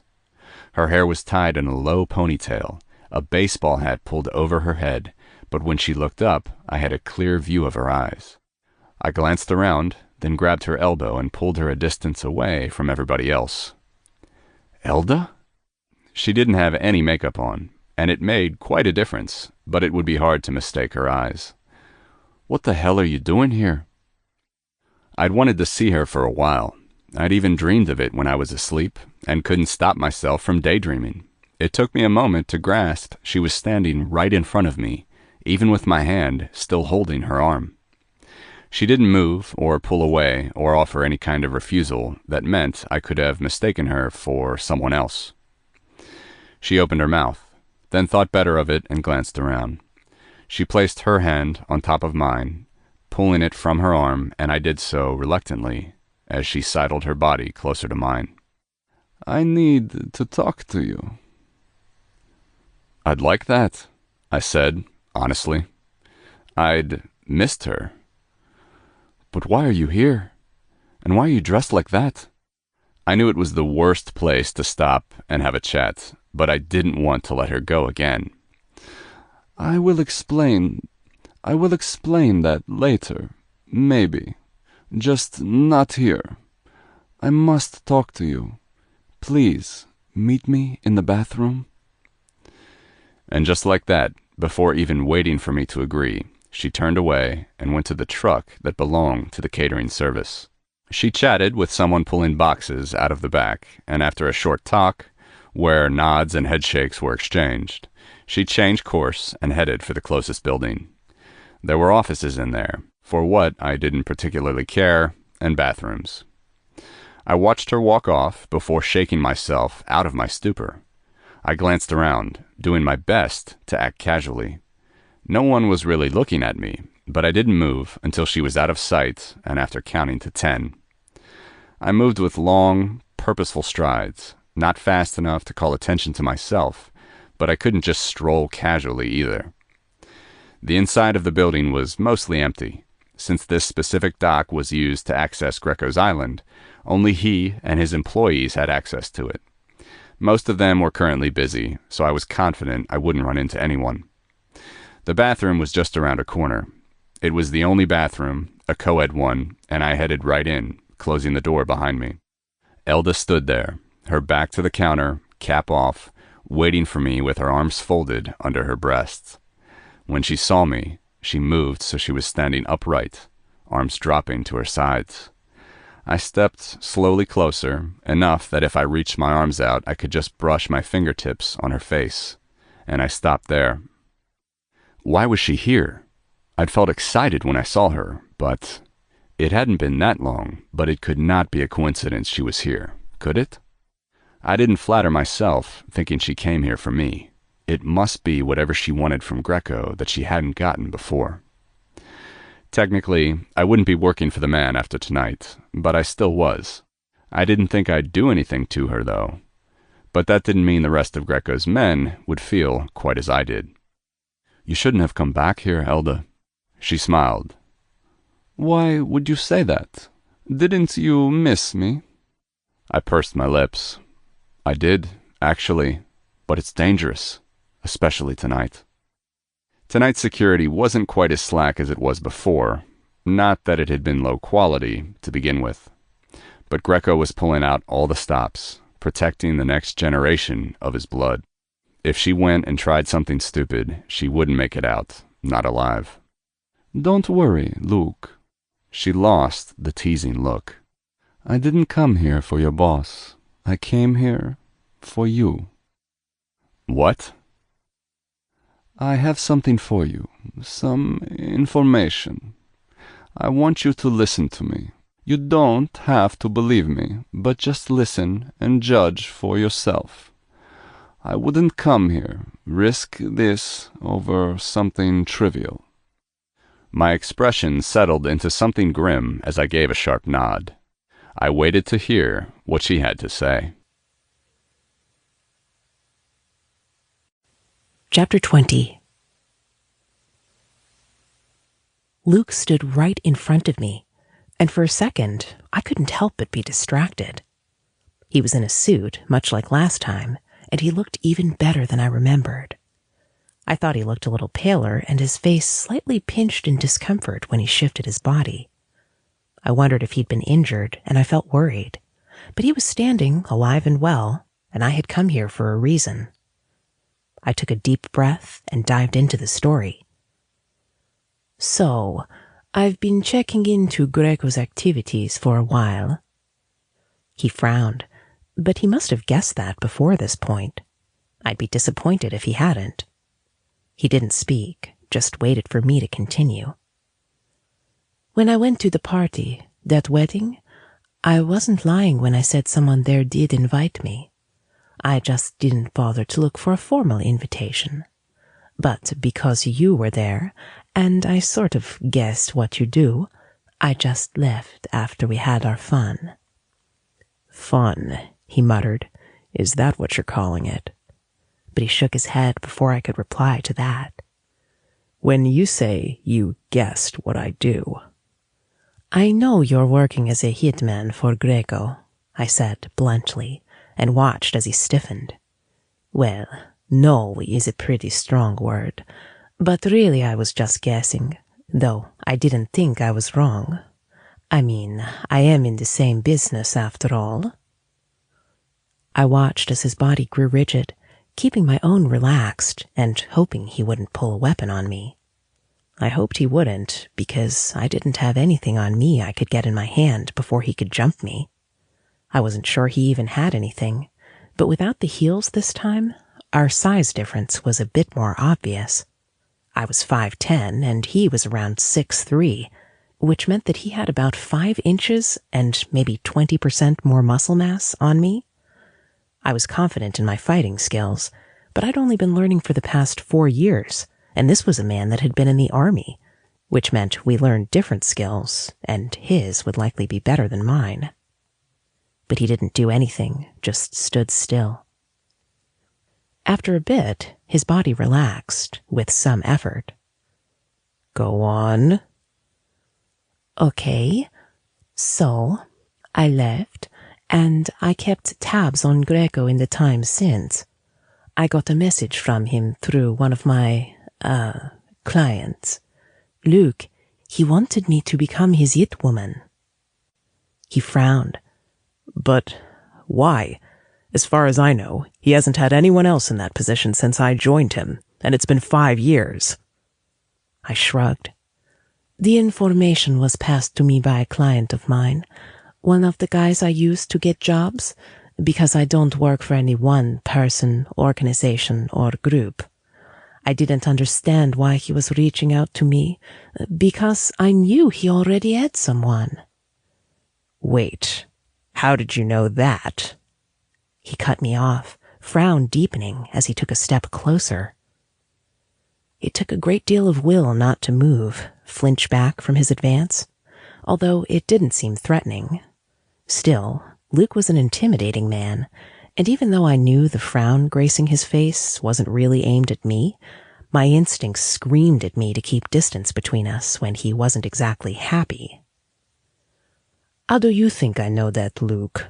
I said, forcing sarcasm in my voice to hide the tremble that wanted to come out instead.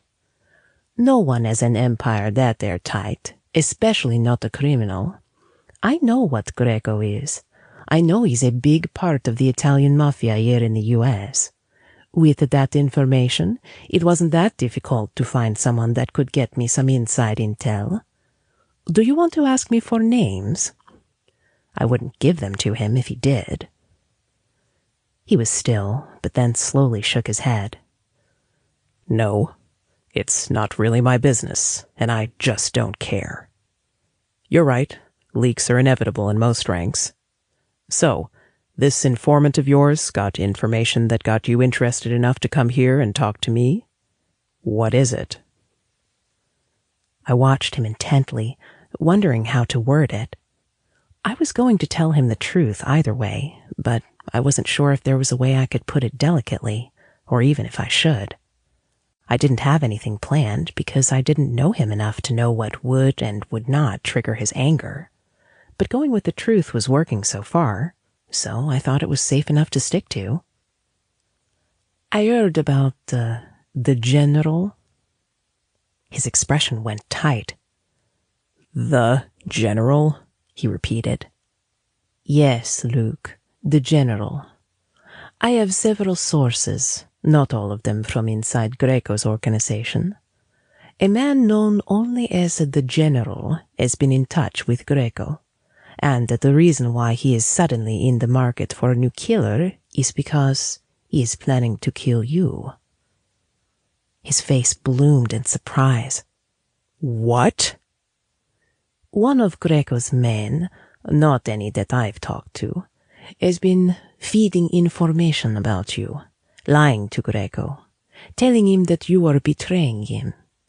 Not a lot of Greco's employees know this, but there are quite a few that heard the information and kept it to themselves. If you were maybe closer to the rest of them, you might have even found out for yourself, but I do understand why you aren't. The need to remain anonymous no matter what, so even if you're caught, you can bluff your way out of the situation, even if you were guilty, because as far as anyone cared, you weren't anyone of much significance. I'd understood that when I decided to take on the job. Did you get a name? I shook my head. No, though I am sure this man has betrayed Greco himself, and he was just blaming it on you. It's none of the guys I've talked to, though. I am sure of that. It's probably someone close to him. How could he? When you think about it, it makes sense, I told him, not unkindly. When he narrowed his eyes at me, I held up one hand. I'm taking a shot in the dark here, but I will guess that the man is Italian. Pretty much everyone in his organization is Italian, except you. It's entirely possible that the man is even a friend of the family. Greco wouldn't listen otherwise, and I'm sure most of his family doesn't even know what you do. And you're Irish, so of course he'll believe a close friend of the family over you. Luke growled. Son of a bitch! He ran his hand through his hair so harshly that I winced at the pain I imagined he was inflicting on himself. I suspected something was wrong, but I can't believe he actually... Why do you say that? Because my missions have been going bad lately. A few times I nearly got caught, but when I talked to him about it, he said there was no issue, and for a while there wasn't, but then I nearly died. I frowned, didn't even bother to hide my displeasure. So you are injured. He winced, hand raised in an abortive move to his stomach before he clenched his fist and forced his arm down. It's nothing, practically healed over by now. I didn't believe him, but I didn't argue. And this celebration, he told me it was supposed to take place on Saturday, but for some reason he insisted on everyone being present, and even early. I mean, he has a mansion and several buildings on the island. I don't doubt he can house all those people for the night if it bleeds into tomorrow, but I thought it was odd at the time. I watched him as he scowled to himself, sorting out his thoughts in his mind. I gave him a moment to get his thoughts in order, but he seemed to only grow more frustrated. I am not sure what or when it will happen, or that you'd even realize. I heard, and, I had to warn you. Don't ask me why. I warned him when he narrowed his eyes at me and opened his mouth. I held my hand up until he closed his mouth, then sighed and dropped it. I suddenly wished I had my hair down so I could run my fingers through it. I don't know why myself. I just wanted to warn you. He frowned, and I wanted to shut him down, but he dropped the subject and looked like he was thinking deeply about something. Is there more you aren't telling me? You have all the information I got, just the condensed version. There was no reason why I should hold back anything when it involved his life. He could do with the information whatever he wanted. Look, I can't stick around for long. I told the guy I was taking a bathroom break and I was going to drive the truck back. You're not staying for the party? No. I only got this far because I was hoping I'd get a chance to talk to you, and now I have. I shrugged, turned around to the mirror as I pulled the hat back on, positioning it just right so most of my face wasn't in view. And I seriously advise you, don't go over there either, Luke. I'm not sure if or how he can set you up with all those people around, but just be careful. There wasn't anything left to say, but I found myself wanting to stay anyway. I'd missed him, more than I would have thought, and I hadn't realized how much until he was within reach. But I had things to do, and he had a decision to make himself. I walked past him, heading for the door, before I could talk myself into staying. I was leaving him to think about it, but he stopped me, calling my name. I turned around almost instantly, a little too eagerly. I need to be able to contact you. That would be convenient. I narrated my number for him and then left the bathroom, wondering if he would use it. Chapter 21. I had been trained to be a ghost. Somehow, that bastard forgot that. After all the grueling training I was put through before I made it to the general's unit, what I'd experienced as the proverbial lone wolf, going out on my own with no one to rely on, I'd practically perfected it, which was why I was so good at what I did for him. Admittedly, I had to let my guard down around him, because I didn't think I needed to keep it up. If it hadn't been for Elda warning me, I might have walked into a trap. I didn't go to the party, and I ignored Greco for a while after that. He didn't have any way of contacting me. Usually I established contact or told him how to get in touch with me when he needed to. It changed after every job, because I was a paranoid bastard like that, and I was suddenly so glad. That wasn't to say that I went underground. Hiding wouldn't accomplish anything, not when it came to Greco and the General, if they really were working together. Because if it was true, then my goal was a lot closer than I would have thought. Instead of running away, I was getting what I'd worked toward for the past 5 years handed to me on a platter. There was no way to be sure. I couldn't just go and ask Greco or any of his men. So I stayed back and kept an eye out. In a way, having the General nearby was inconvenient because he was screwing with my plans. I still had the locations of several of his family members, and with him here, if I took off and did something, I would lose out on him. More than anything, I wanted to take him out. I didn't know if he personally killed my family, but he was the ultimate target. I had to be patient, though. I didn't know if Greco got suspicious after I didn't show up or what, but he was quiet for a few days. I kept up as much surveillance as I could without tipping anyone off, which was easy since he lived on an island.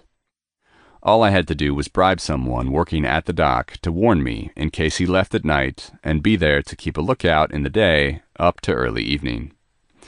Almost exactly a week after the party, he finally left his mini fortress. It was growing late, about time for the shift change at the offices on the dock. I was paying the guy I'd contacted for every night he kept watch for me, and I was thinking I would have to again, when I noticed people rushing out onto the dock. Then a car arrived. I watched from a distance away, waiting. When I was sure Greco was on land and being led to the car, the only one present, I moved away. I borrowed a car from some guy for a lot more than the old heap of junk was worth. But it had what I wanted, the means to get me around, and that was all I cared about. I waited for the car to come out into the light evening traffic and followed at a discreet distance. I knew the route he was taking and where it led. He'd sent me there plenty of times to meet the marks he wanted me to kill, people that thought they would be meeting him instead. It would have been better, though no safer, if he thought to meet up somewhere more public. If he was meeting who I suspected he was, it was likely neither wanted to be associated with the other publicly. I wasn't sure, but I had a feeling he would be stopping at the exact same spot, or around there. I had to ditch the car at some point before I got caught, and go the rest of the way on foot. If I was wrong, I would lose Greco, and I'd have to find him some other way to get him at a different time. I didn't relish the wait. Luck seemed to be with me, though. I managed to follow Greco and saw him talking to the General. Their cars were parked a bit of a distance from each other, and they were meeting in the middle. Neither had men with them except their drivers. At least I knew what Elda said was true. I'd kept in contact, and I at least knew where she was staying, though I didn't let her know that. But I pushed all thoughts of her out of my head as I watched the man I'd been looking for ever since I learned what he'd done to my family. A man that I had looked up to and followed into dangerous situations once upon a time. He and Greco deserved each other, really. I wasn't close enough to hear what they were talking about, but I could have imagined it. The General would have only one reason to be hanging around a notorious Mafia boss. I didn't know how they met, nor did I particularly care, but seeing them there, talking casually, probably about my demise, made something in me snap. I found an opportunity to kill the General and took it. Initially, I wanted to do this with him right in front of me, so I know he knew who was doing him in the end. I'd thought of it plenty of times, and it would give me the most satisfaction. I couldn't just storm up to them, though, not and still do what I wanted to. No doubt their drivers were armed and knew how to handle guns. It wasn't quite so dark that I'd get away with it. The alternative was taking a distant shot, catching him by surprise. I'd take a kill shot because there was no way I would risk him living through it. It would be quick, he wouldn't see it coming, and that thought wasn't as satisfying as the first. I decided I could live with the disappointment. Just take the stupid shot already. He's so close.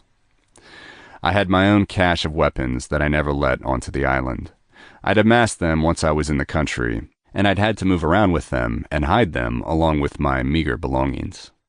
I didn't always rely on Greco to arm me with something I'd want or need, though I sometimes went to him for weapons and returned them afterward. In this distance, a simple handgun wouldn't be as effective. The distance was too great, and though I was confident in my aim, if I missed, they'd be on their guard, and I might miss my chance. The standard issue sniper rifle hadn't exactly been mine. I couldn't even say I purchased it legally or otherwise. But I got it from a man I killed back when I was still working freelance before I met with Greco and he and I came to an agreement. It would have been best to use if I had some higher vantage, but I just knelt on the ground so I wouldn't be so conspicuous, looking at them around a corner. Putting it together from where I had the pieces stored in a bag I'd had thrown over my shoulder took me less than a minute, as quietly as I could. I held the sniper's butt up to my shoulder, looked out through the scope. Before I took the shot, I could feel a grin spread on my face. I wondered, idly, if I could see the smile, whether I would recognize myself. I'd been after this so long, I had let it take over my life. The only thing I had outside of thinking of this man dead was the work I did for Greco, who also happened to be there. It had been my life for too long, but once I pulled the trigger, it would be over, and I would go back to drifting. I can live with that too.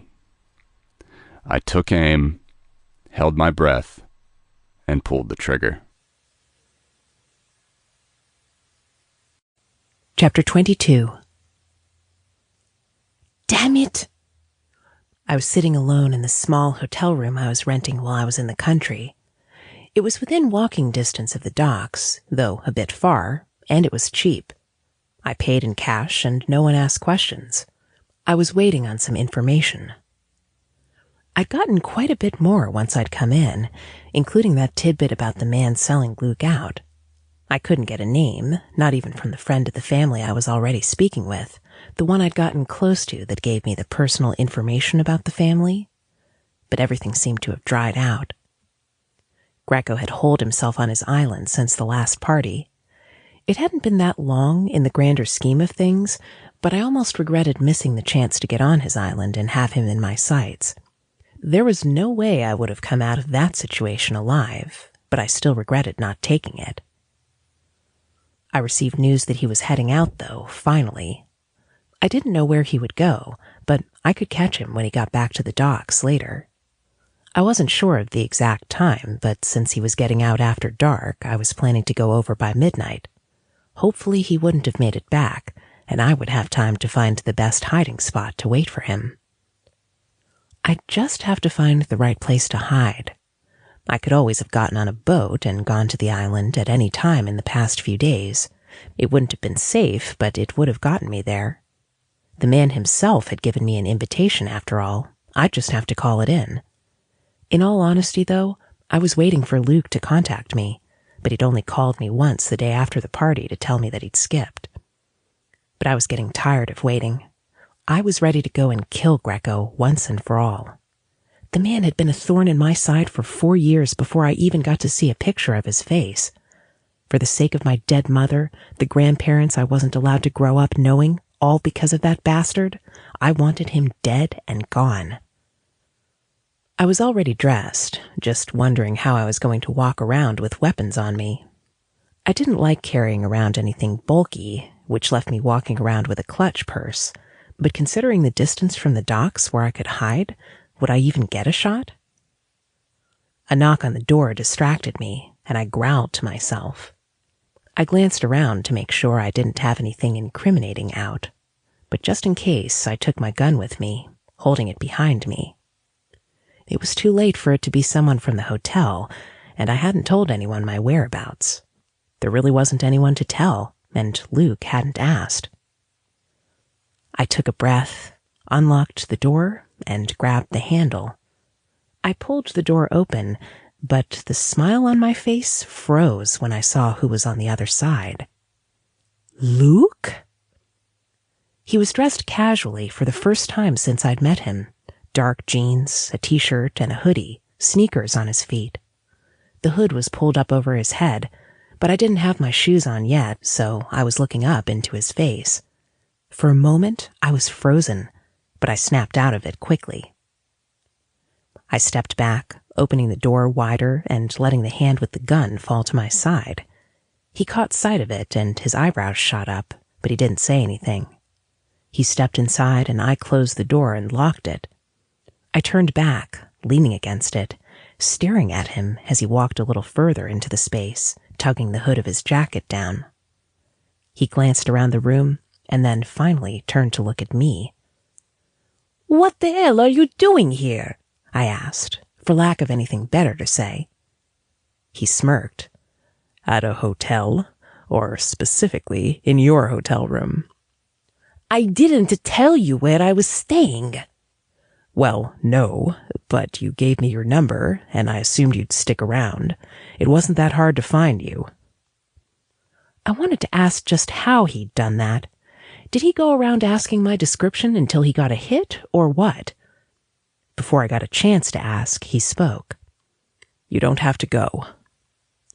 I paused, mouth still open, and arched my eyebrows at that. I tilted my head, showing my confusion. He waved his hand to encompass the whole of me, and then pointed at the gun I still held in my hand. I locked the door behind me, made sure the safety was on, and set the gun on the small table. It put me a little closer to him in the small room, but he had moved far enough away that there was still some distance between us. "You look dressed to head out. I can only imagine what for." He shrugged. "I just thought you should know that you don't have to anymore. I've done the job already," he added. That last bit cleared my confusion, but instead I became suspicious. "You don't know what I really came here for, though, or what I was about to go out and do." He smirked. "True, but if your goal was to kill Greco, it's been taken care of." I blinked at him, wondering if I'd heard him right, but he didn't retract his statement, and I wanted to open my mouth and tell him to repeat it. But I was looking right at his eyes, and I could see the truth in them. His body looked relaxed, but his eyes were still on edge. The look in them reminded me of how my own eyes looked a few hours after I did a job. He wasn't lying to me, or joking. It took me a moment for that to sink in, but then I felt myself sway a little. His eyes narrowed, lips pursing in sudden concern, but I shook my head to let him know that I was fine. "He is..." I couldn't continue that thread of thought, but Luke knew what I wanted. He took a step closer to me, nodding. "He's gone, Elda. I don't know what he did to you, or what you wanted from him. You were right, your intel. He was dumb enough to meet up with the general a week after I stood him up." He finished that last bit with a wry twist of his lips. "I guess he thought I would play loyal dog till the end." "And they're both?" "Dead," he finished, taking a step closer. The man I'd been after for the past 4 years, and he was gone without me even being there, after all the effort I put into it. I was glad he was gone. That was the end goal, and I was glad, though I probably shouldn't be quite so happy that a man was dead. But Luke could have at least told me he'd be there.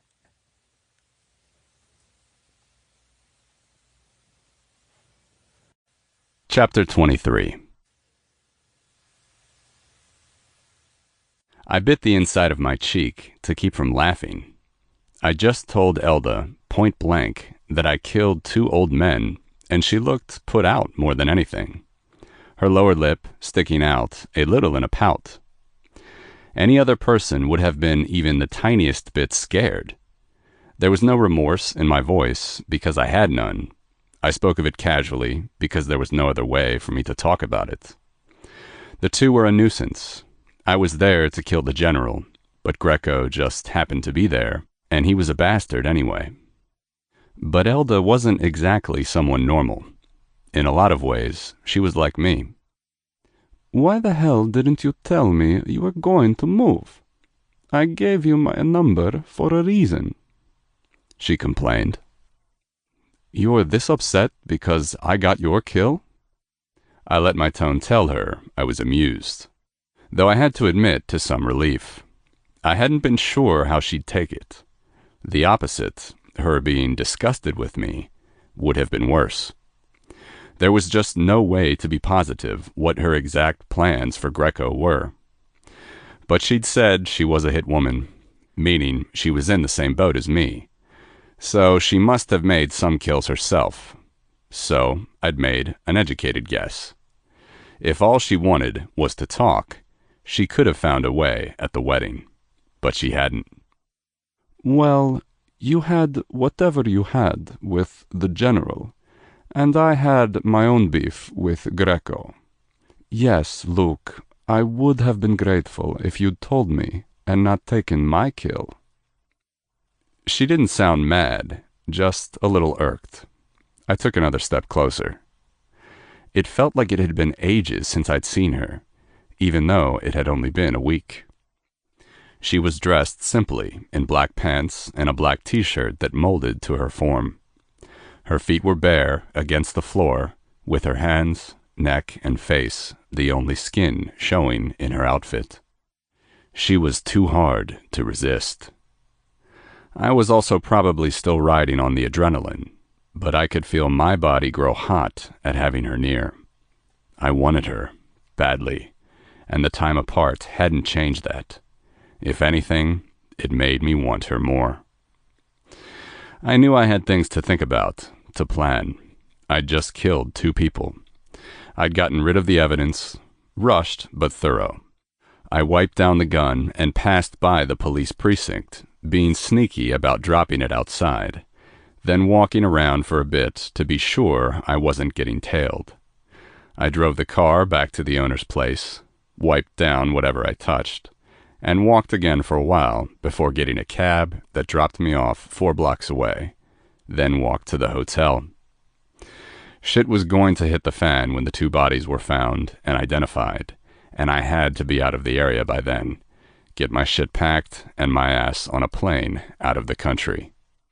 But all I had on my mind just then was her. She seemed to notice my preoccupation, frowning at me. Is sex all you can think about? But she still didn't sound annoyed. Because Elda no longer needed to kill Greco, she was free, much like I was. We both had the time to spare. My smirk just grew wider as I saw the heat build in her eyes. I stepped forward at the same time she did, and we met each other in the middle. I wrapped my arms around her waist, hers going around my neck, our lips meeting and molding together. She sighed into my mouth as I kissed her softly, groaning and pushing into me when I hardened the kiss, slipping my tongue into her mouth, rolling it around hers, tasting the inside of her mouth. I pulled back when we both had to breathe, and met her eyes. Well, she said, breathlessly, I guess you're a smarter man than I thought. Way to keep your priorities straight. There was a hint of teasing in her tone, and I laughed, breathlessly. I try. I reached for her clothes as she reached for mine. Getting undressed while we both tried to keep our mouths locked was a bit of an adventure, but we eventually managed. Then we were stumbling onto the bed. She pushed me back for a moment, long enough to get some condoms from the nightstand. Planning for some company, baby? I arched an eyebrow. She just grinned back. Well, I was hoping you'd call me before I left. I did leave you with my number for a reason. Do you want to use them or not? I didn't respond, just tugged her back and wrestled her under me. I kissed her mouth, then pulled away to kiss down her neck, onto her breasts. I took first one, then the other nipple in my mouth, teasing the peaked tip with my tongue, scraping the buds with my teeth, then sucking lightly. Elda just moaned and writhed under me, her hands in my hair directing me when she wanted attention on her other breast. Neither of us was in any hurry to get off, so we took our time. But I wanted to taste her. Again. She'd gone down on me, and I wanted to reciprocate for her. Again. So, after a while, when her nipples were swollen dark and I felt they'd gotten enough attention, I teased down her stomach. I kissed her skin, added an occasional nip. I licked inside her navel, and she moaned and arched into me. I reached under her thighs, shouldering them apart and grabbing her by the hips. I stuck my nose in the curls at the juncture of her thighs, closing my eyes as I breathed in deep. Her hands were still in my hair, nudging me lower. "Please." I pulled back, glanced up at her, and met her eyes. I used the flat of my tongue, licked up the length of her sex, ending with the tip of my tongue pressing into her clit. I did it again, and then more, watching her come apart, reveling in it. It got to me as much as it did her. I was hard, humping the mattress to get some friction on my hard dick, moving my hips slow so I wouldn't go overboard and come on the sheets. Then I stiffened my tongue, slid it inside her body, thrusting nice and slow. One finger, then two, joined my tongue, and I worked her slowly. I pulled my tongue out of her as I added a third finger, wrapping my lips around her clit, and started a rhythmic sucking, matching it to my fingers thrusting inside her, teasing her with the tip of my tongue. She didn't last. I watched her orgasm hit, felt her inner walls clamp down on my fingers, her body shuddering as she cried out. I didn't stop, letting her orgasm go on for as long as it could. I stopped when she slumped back into the bed, pulling my fingers out and licking at the wetness. I kissed her hip and then got up on my knees between her thighs. Elda looked up at me with a satisfied expression that left me pleased and made me harder than granite. I reached for the condoms, removed one from the strip, and tore at it with my teeth. I sat back on my heels, smoothing it down my cock. I gave a couple of strokes, just looking at her body, and then gripped around the base of my cock, pulled down on my balls, driving back the need to come. I didn't release until I was sure I wouldn't embarrass myself. I lifted her hips, rested her ass on my thighs as I sat back on my heels, and then positioned the head of my cock at her entrance. I didn't thrust inside her immediately, sliding my cock up her sex, teasing her clit with the head of my cock, then moving down only to do it again. I repeated the motions until she was squirming under me. Then I nudged the head at her entrance, moving until the tip was barely inside, then pulling back. "Luke." I shivered when she said my name on a moan, and my cock twitched. Fuck. Neither of us could take the weight anymore. I pushed, slowly, and we both sighed once I was into the hilt. I held up her legs, up and out, working my hips slowly, watching as she got used to it, as desire rose in her again. Then she was moaning and squirming, pushing her lips into mine, taking me in deeper. At her squirming, I stopped, releasing her legs. I shifted the both of us until I was lying on top of her, her legs and arms wrapped around me, my hands under her shoulders. We moved in sync, her hips pushing up to meet my thrusts. I kissed her as we moved, her mouth, all over her face, whatever skin I could reach. I moved my tongue lazily, thrusting it in and out of her mouth to match the rhythm of my cock moving in and out of her body. When orgasm came, it hit us at roughly the same time. I felt her squeeze around me, and I was squirting into the condom, muffling a groan in her mouth. We lay in each other's arms as we came down from the high, Elda snuggled up to my chest. "Will you tell me?" I opened my eyes, before closing them again, keeping her head tucked under my chin, one arm around her as the other hand stroked her hair. About what? This general. Why you two wanted to kill each other? You were in the army, correct? I hummed. Right. The IRA. I wasn't originally posted under him. He ran a special unit. I worked my way up, earned my way in. It was great at first. I mean, not great, but I wasn't made to enlist because I didn't have a choice. It was something I wanted to do since I was young. I dreamed of it, and I achieved that dream. God, I had been so naive back then. Like I'd thought it would be the answer to everything. I wouldn't listen to my parents, especially my mother when she begged me to stay at home. I left as soon as I was 18, young and fit, and was going out for training about a month later. What happened? I felt my face fold into a frown as I remembered. I escaped from the IRA, from Ireland. I decided they were nothing more than a rebellious group. I didn't feel the passion and drive for the movement like I did when I first joined. They were killing too many innocent people, and for a cause that I no longer believed in anymore. But why escape? Wasn't there any other way of leaving? Trust me, Elda, there wasn't. I knew it wouldn't be as simple as saying I didn't want to be a part of it anymore. That would be defecting, and it wouldn't be taken lightly. I couldn't even stay in Ireland after. A friend helped me cross the border, change my name, arrange for some papers. I moved to the States. I have a different name than the one I use. Even Babel is an affected surname.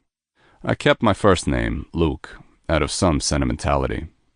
I knew the general would want me dead for the betrayal, but Luke was a common enough name. He couldn't possibly look for every single one. It seemed like he had done something similar, though.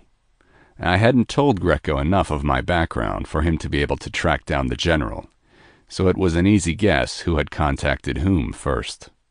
I wasn't sure if he'd even checked to be sure it was me, or if he would have just waited to confirm the body. It was stupid of me, probably, I mused. He must have assumed the tack I would pick and followed it. There was no other way he could have found me, not after 5 damn years. What do you mean? I needed someone big, someone powerful when I came here. The only way to survive was to find someone like that and stay anonymous. I'd been trained to kill. It was the only skill I had. But I couldn't exactly join a different army, now could I? Besides, I didn't want to, and I wanted the man dead, and I couldn't do that on my own and penniless.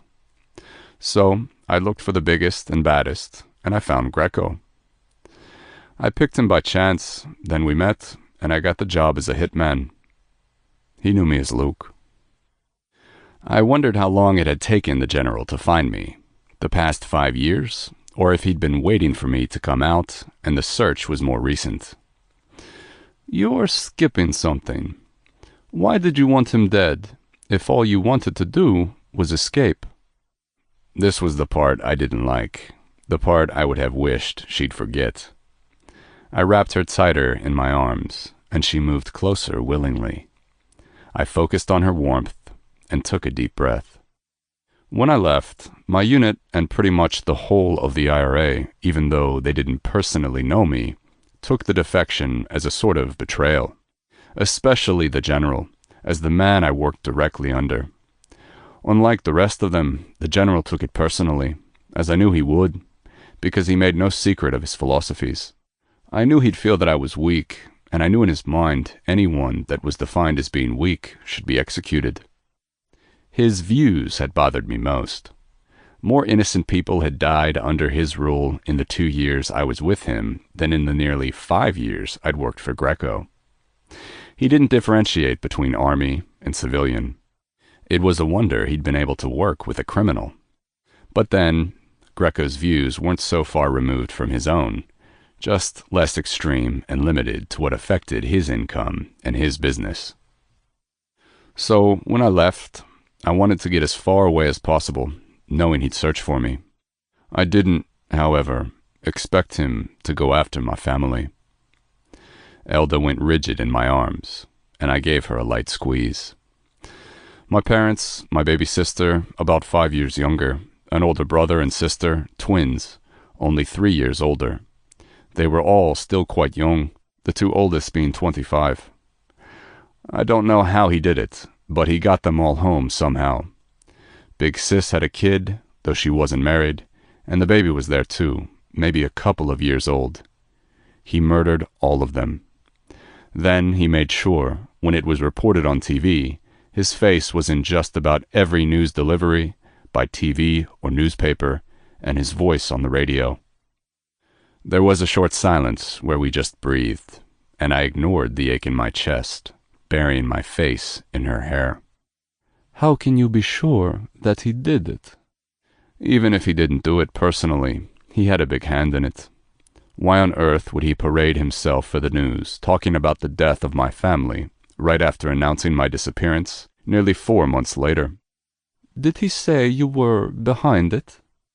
Oh no. He acted very much the leader he supposedly was, a man worried about his subordinates' whereabouts and his mental state should he hear the devastating news of his entire family's demise. I'd wanted to choke him, just reach into the TV and wrap my hands around his neck when I watched the interview where he spoke about all that. I'd also wanted to cry, and there were nights when I had nightmares, thinking of all the ways he could have gotten them together, imagined him using my disappearance as an excuse to lure them into a trap. My plan, when I decided to look for work, was to go after the general's family, like he had mine, and then go after him. He had a family about as big as mine, even had a daughter and 2 sons, but his wife was deceased. There were his parents. I'd have to spare them with him gone. There would be no satisfaction in killing them for nothing. I wasn't the same monster as the general, and I wasn't so needlessly cruel. They were innocent in everything, because they had nothing to do with my family's murder, other than being related to the man responsible. I guess I didn't expect him to find me before I got to him, but I waited too long. I don't regret keeping my name, though. After my family was gone, it became a way to remember them by. I shrugged. Killing the general is enough. Originally, I planned to, but I don't need to kill his family. They were innocent in all of this. There wasn't any more to say, and we stayed in silence for a time. Then I felt her shift, and I loosened my arms. Her hair tickled my chin as she moved her head, and I looked down as she looked up, and our eyes met. And what about now? Now? What are you going to do now? I didn't miss her hesitation, and I smiled. Don't you mean we? What we're going to do now, together? We don't really know each other very well, she demurred. I don't know about you, but I have no home, so I can go pretty much anywhere. Besides, I killed a man for you, even though he was just conveniently there. At least give us a chance before you write me off. I guess there is that. She sounded amused. Very well. I should warn you, though. I live in Italy, and I happen to love my home. I smiled, like that was going to deter me. I always fancied living in Italy.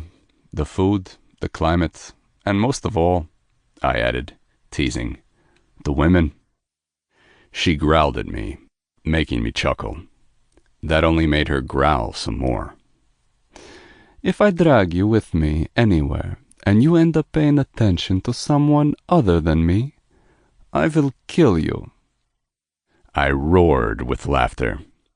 Then I rolled her over, pushing her into the mattress as I took her mouth in a feverish kiss.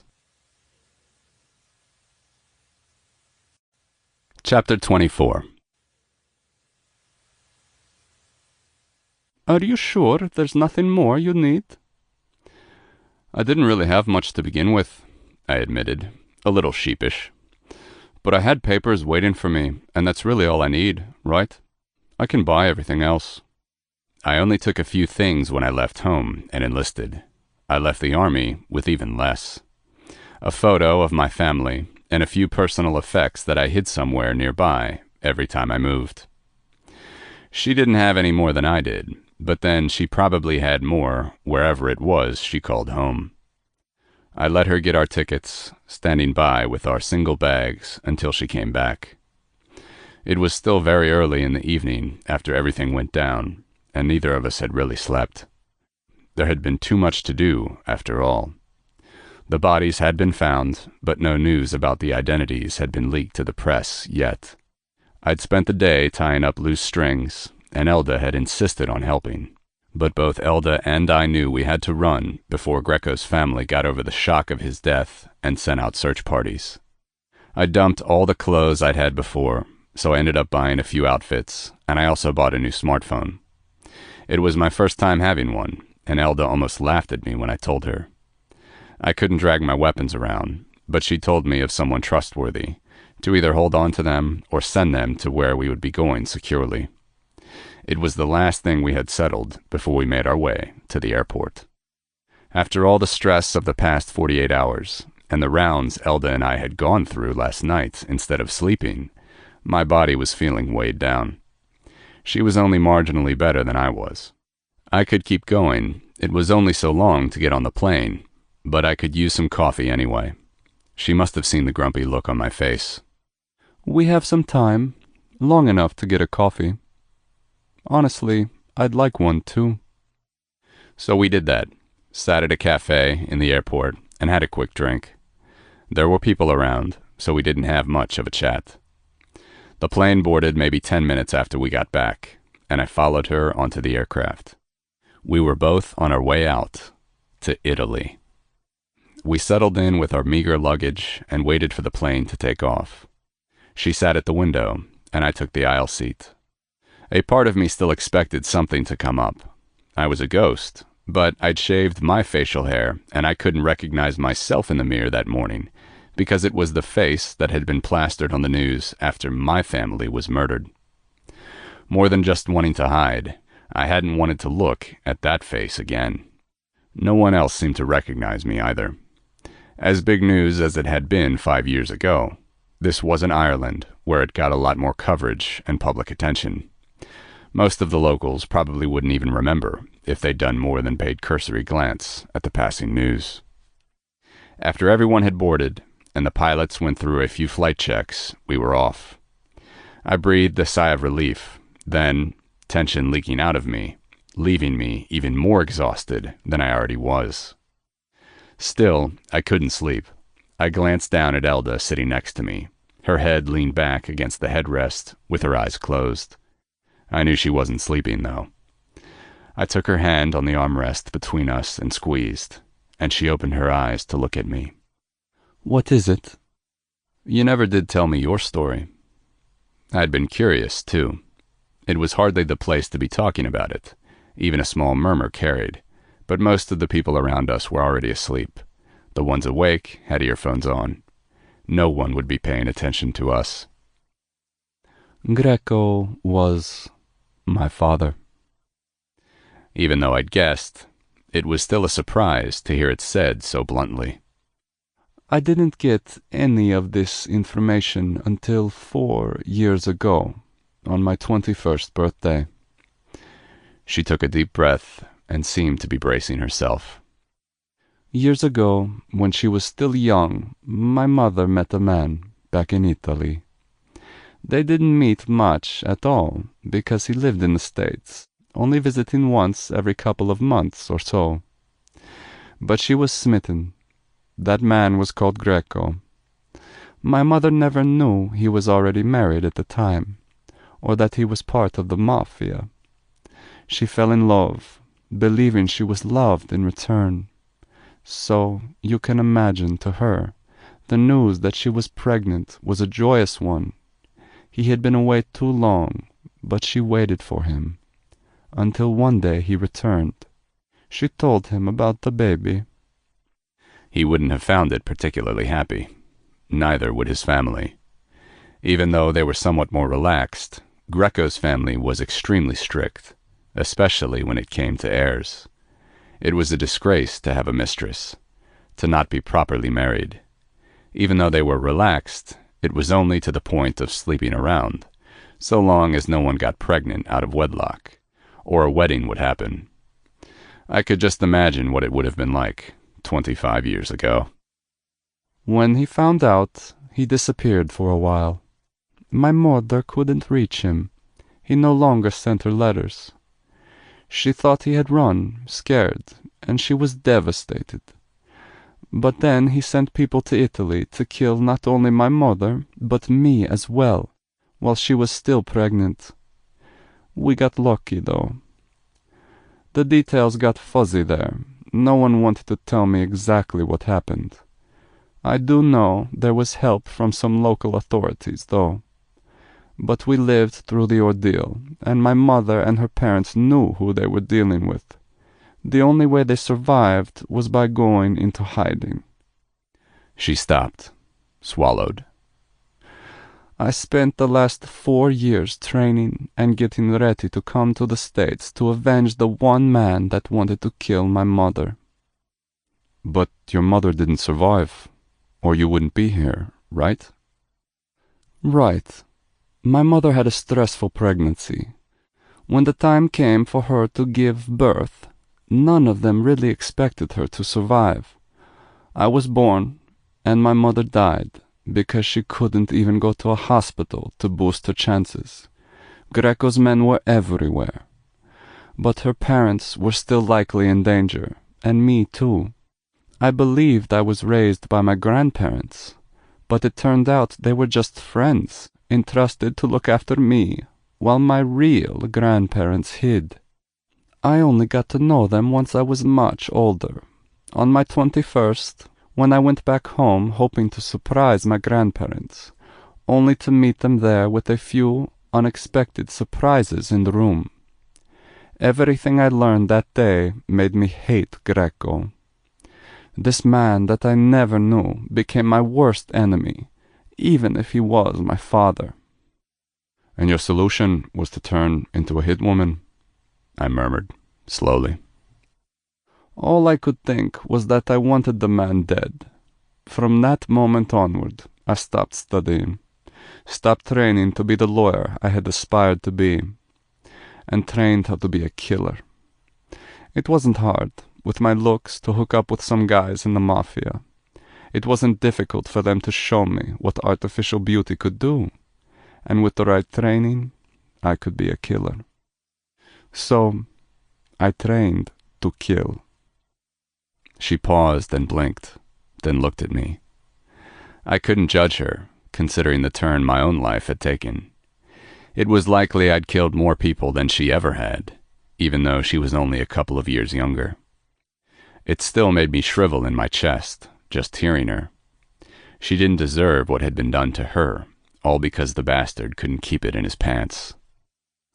I even took some contract killing jobs, just so I could be ready when the time was right to kill Greco, and I needed the money to do the job. And the wedding was your opportunity? She nodded. I thought back to conversations I'd had with Greco. He had 3 children, all of them sons. I had guessed Elda was his daughter when I realized their eyes were similar. The one he said he could have had. Greco talked about his past at times, I murmured. She was looking out the window, and she turned back and met my eyes. He would talk, sometimes, about his foolish youth and actions he regretted. She rolled her eyes. His regret wouldn't have brought my mother back. I'm not sorry he's gone. Once my true grandparents know he's gone, they'll know they can stop hiding, stop looking over their shoulders all the time. They're already old, and they've been carrying that kind of burden for the past 25 years. I'm lucky that they stayed alive long enough for me to meet them. I could see the wet sheen in her eyes, and I didn't say anything more, squeezing her hand. Chapter 25. We were on a plane heading to my homeland, and I was the most relaxed I'd been in the past 4 years. It was still sinking in that it was all over. Greco was gone, and my mission for the past 4 years wasn't hanging over me anymore. It felt a little surreal. And I wasn't alone. I felt Luke squeeze my hand, and I squeezed back.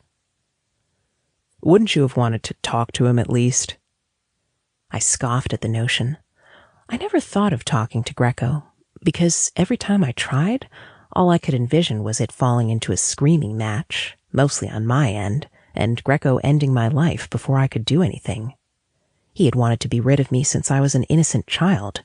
Why would he prefer a young woman that would bring a scandal of illegitimate children to his family? What for, Luke? I lived my whole life without a father, and after knowing what he did, how could I feel any differently? How could I feel anything other than hatred for that man? I spent the past 4 years working toward this goal. I did things that I would have never thought myself capable of before I turned 21. I am completely fine with the progression of things. Still, he looked pensive. Whatever reason he'd had for killing Greco, because of betrayal or because the general was there and Greco was just conveniently close by, he was having second thoughts now, and I couldn't have that. There was no reason for him to rethink it. Luke, I don't regret what you did, whatever your reasons for doing it. At the end of the day, Greco killed innocent people, and maybe the time with my mother wasn't the only time something like that happened. It was the only time he confessed to you, but there could have been others. Luke nodded slowly. I know that, and I agree with you. I don't really regret it. But, Elda, I grew up in a healthy family, strange as many would find it for a hitman. My parents were great. So were my siblings. I was the only one unsatisfied, more interested in chasing dreams, or I would have never left home. I guess I don't like thinking that you never had that. I was still raised by 2 very nice people that always protected me and had my best interest at heart. And I have 2 sets of grandparents now, so it's not like I'm going to be lonely. Besides, now I have you. I froze, then bit my lip after I said it. I didn't mean to let that out. I didn't even know if it was true. He was coming with me for the moment, but how long would he really stick around? I had a house close enough to all my family, one I had bought with some of the money I had earned, but this would be the first time I was moving there to live. Would he go with me, or would he leave after a short rest, find somewhere else to go? We had talked about being together, but we hadn't talked much about our future, what we would even do afterward, if he would continue in his line of work or look for something else. It hadn't been a priority when we were dealing with getting safely out of the country, working so neither of us fell under suspicion. But now that we were on our way to my home, I realized we should have thought about it a little more. As if he saw me worrying, he leaned across the seat to touch my face with his other hand, curving his palm around my cheek, getting my attention. I'll be with you for as long as you need me. You still have a family, but I don't have anyone except you now. We can rely on each other, okay? I nodded slowly, feeling my lips curve into a soft smile. Thank you, I murmured quietly, turning away to look out the window so he wouldn't see the sheen of tears in my eyes. We sat in silence, and I didn't even notice when I drifted off. Chapter 26. I had never been to Italy before, and even with my years around the Italian Mafia, I didn't actually speak any Italian. The language confused me. It wasn't just the foreign words. They were moving too fast, so even the few that I knew from exposure, I couldn't even hear to recognize. From the time when we landed, I had to rely on Elda for pretty much everything. Some signs at the airport were in English and Italian, and that was something, but it was nowhere near enough. I had to hang back and let her do most of the talking as we made our way past security. My papers were airtight, though, and they passed. Since I would be sticking around permanently, I'd have to consider getting some local paperwork, and I'd probably need her help then, too. The idea left me a little irked. I'd never had to rely on anyone, not since I was 18, and that I had to 9 years later felt a little odd at first. Elda rented a car and drove us out to her house. I was a little surprised that she even had one, since I'd been expecting us to hole up in some hotel while we looked for a permanent residence. "You have a house?" I asked on the way, feeling a little jealous. I'd pretty much just moved from place to place, and back when I was still in the army, I'd just go home during my breaks. "I own a villa, yes. It's a beautiful place. I can't really say I've lived in it, though. I purchased it maybe a year after I quit law school. It's close enough to all my family to suit me. But now that I don't really have anything else, since what I've been focusing my life on for the last 4 years is taken care of, I guess it's safe to go back there." We drove for maybe 2 hours before we arrived. It wasn't quite what I was expecting. It was a big, 2-story house painted in white, with some dark brown wood here and there.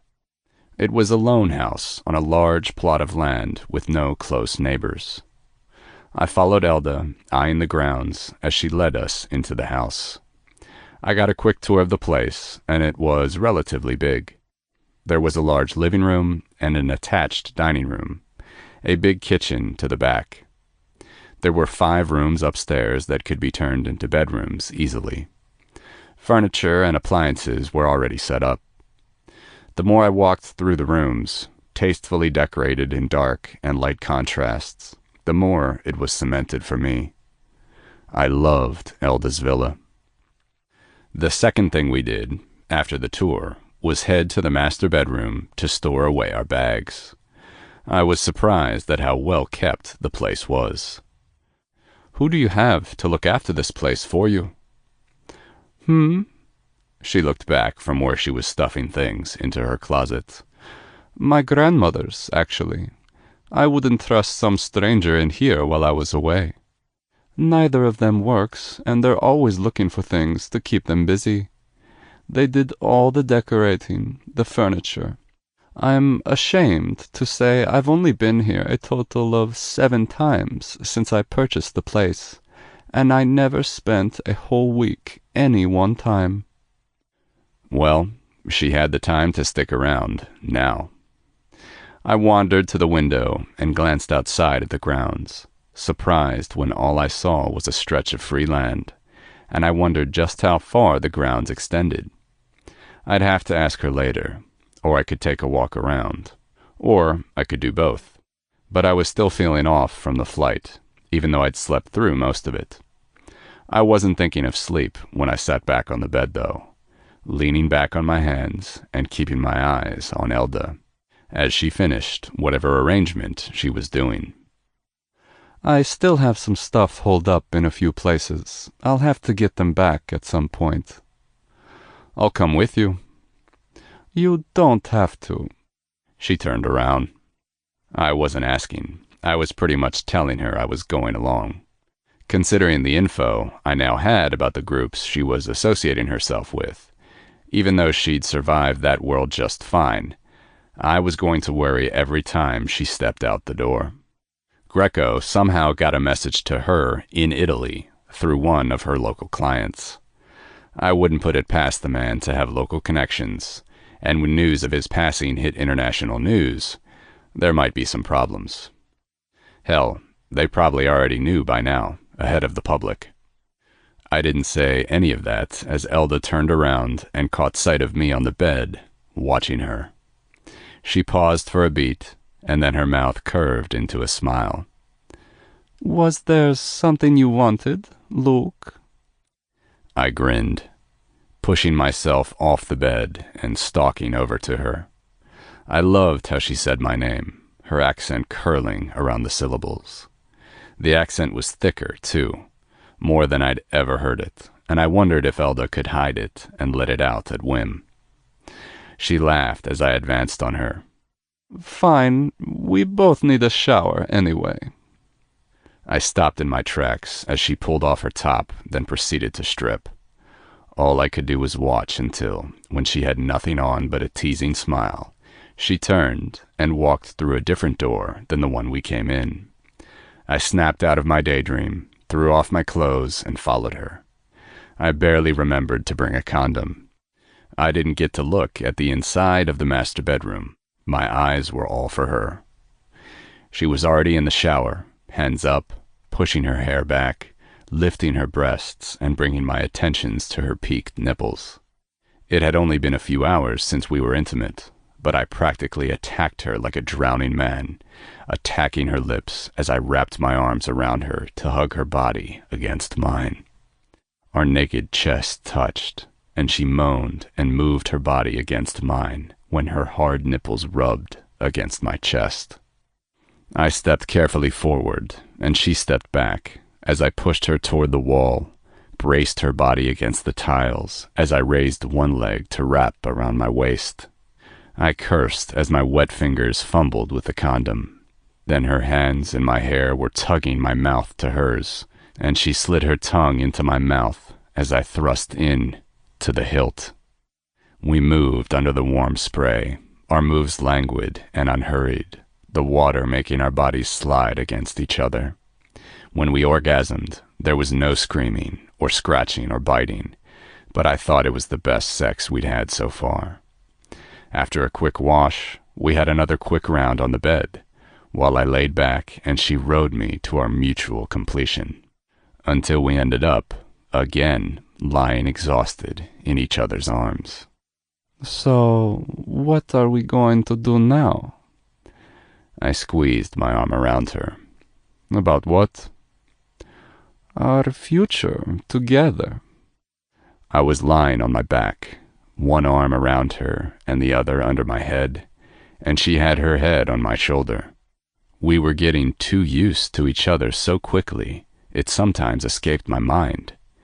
It made me forget just how short a time we'd known each other. Around 2 months, but we'd barely spent more than a day together in all that time. Her question made me realize this was all new to both of us. We had both been in jobs where we weren't allowed to have relationships, for the sake of our own safety, so we wouldn't be preoccupied while people were running around going after us. Even if I thought of it at any point, I'd have to keep what I did a secret, bear the consequences of it coming out. I never wanted that kind of stress, and I imagined she wouldn't either. And yet, being together seemed so natural for us. I couldn't imagine another way to be. It felt like we had been like this for a long while and were just settling into it. We had a future where we could be us, and it thrilled me. Chapter 27. I looked out the window and saw the grounds, Luke said, out of the blue. I frowned, wondering what this had to do with what we were talking about. Well, yes. The closest house is miles from here. It's why I loved this spot so much when I found it. It's the best place when you want to have some anonymity. If I was being completely honest with myself, when I bought the house, I hadn't imagined a time where I wouldn't still be looking to take Greco's life, working for crime syndicates. It wasn't all I thought, but it had been my reality when I first bought it. But I'd quickly realized that I couldn't rest there before he was gone. It was too far away from the action of the city. Is it your land, or? It came with the house, so actually, yes. I don't know the exact area, but I could equate it to something larger than a couple of city blocks. It wasn't exactly cheap, and I worked my ass off for months. Actually, I had to put my missions on the back burner so I could save up the money and pay it all off as soon as I could. He hummed. Did you plan to do anything with it? I bit my lip, hesitating slightly. Well, I did have an idea, one day, that I would build houses and rent them to holiday makers. I'd have to separate what I want to be part of the house and then divide the rest of the grounds into plots for each house. It would be the perfect spot for tourists because we're near the sea. Really? He sounded partly surprised and partly amazed. Yes, the plot leads all the way up to the beach in the back. I bought the place for quite a hefty amount from the previous owner. The contract was fulfilled, all the money paid before he passed on. He didn't want his money-grabbing family to have it, although I don't know whatever happened to the money. It wasn't my business, so I didn't really ask. It had been a pure stroke of luck that I even stumbled onto the place. There was an ad on TV, and it got me interested. I'd started taking gigs, small ones that included me working for some goons, luring people for whatever they wanted them for, still going through fight training. It was a year before I could master fighting on my own and start looking for assignments, then moving up to making kills and not just fighting. Well, what are you waiting for? I startled out of my memories at Luke's sudden words. What? It's your dream, right? Why wait? We could build those homes and make the dreams a reality. I mean, we both have free time on our hands now, and the idea sounds pretty interesting. Really? I asked, and I could hear the hopeful tone in my voice. Yeah, I've never considered it, to be honest, but I'd love to help. We can start as soon as possible. I looked up at him, but his eyes were closed and he was grinning to himself. The expression was goofy, but I was grateful he couldn't see whatever was on my face. Just like that? Just like that. It would take some planning, but if all you ever do is dream and never take action, nothing would ever be done. Luke, I already knew, but felt like I had yet to find out, was a man of action. After we talked about my idea, we lazed around a bit more before we fell asleep. I woke up several hours later to find that he wasn't in bed with me. I ended up searching for him, and I finally found him in the living room on the phone. When I joined him, I realized he was Googling about building. We're going to build a list, he explained, sounding distracted, eyes and fingers never leaving the phone. Architects, construction workers, supplies. We'll have to work up a budget, too. It's better we start soon, right? I just sat, dazed, and listened to him as he built up a mental list. He pushed me on it, even pulled up searches online, using an online translator to be able to read the website information from different local companies, vetting each for himself. His enthusiasm was catching, and soon he pulled me into working out the considerations with him. He had funds stored in some secret account, and although I still had enough of my own, he offered to let me borrow some of it. We could always take a loan at some bank, but he thought it better to avoid the risk. With 9 years total of working as mob assassins between us, we had both accumulated enough that it wasn't really necessary anyway. He came up with the idea of building up half the plot first and then focusing on the second half after that. Why, though? Wouldn't it be better if we just did the whole thing in one go? Well, yeah, but if we do it like this, you can add some differences to the houses, and it would make sense to see how well the first half works so we can minimize doing a lot of stuff the wrong way. Like, say, if we make a mistake somewhere, we'll know not to repeat it again. It was sound advice. As we worked out the plans, it was added in, but we wouldn't wait for the first half to be done. Once the foundation was down and some houses were going up, we'd start the second half so the houses didn't finish too far apart. It was my condition for going ahead, and he agreed to it. I don't know much about building, but I want to go around looking at grounds. I'd like to have a map of the area drawn, if there's a way we can get that. I couldn't help myself getting fired up right alongside him. Chapter 28. It was difficult. Oh, Elda was having the time of her life, but I couldn't get past the language barrier. I wasn't good at learning languages, and picking up Italian wouldn't be quite so simple. Some words I could get, but I didn't hear them when people talked too fast. Elda even tried to work with me at night, but I didn't seem to get better. I was starting to think the only way I was going to learn Italian was to sit in a class, and I dreaded it. Elda promised I didn't have to, though. Not that I would, regardless. Not when I could self-teach myself on the internet, no matter how long it would take. There were a few people that spoke English, not all quite fluently, but I could understand. Still, I wouldn't let that deter me. I was good at doing anything I put my mind to, and I didn't need to speak a language to know how to do hard labor. Because of the language barrier, Elda ended up doing a lot of the negotiations. She also talked to the men brought to work on the house about my hanging around. I could take care of myself if they wanted to mess with me anyway, but I was glad she told them I wanted to help where I could so I didn't have someone get in my way. When I wanted to do something, it was a simple thing to lend a helping hand.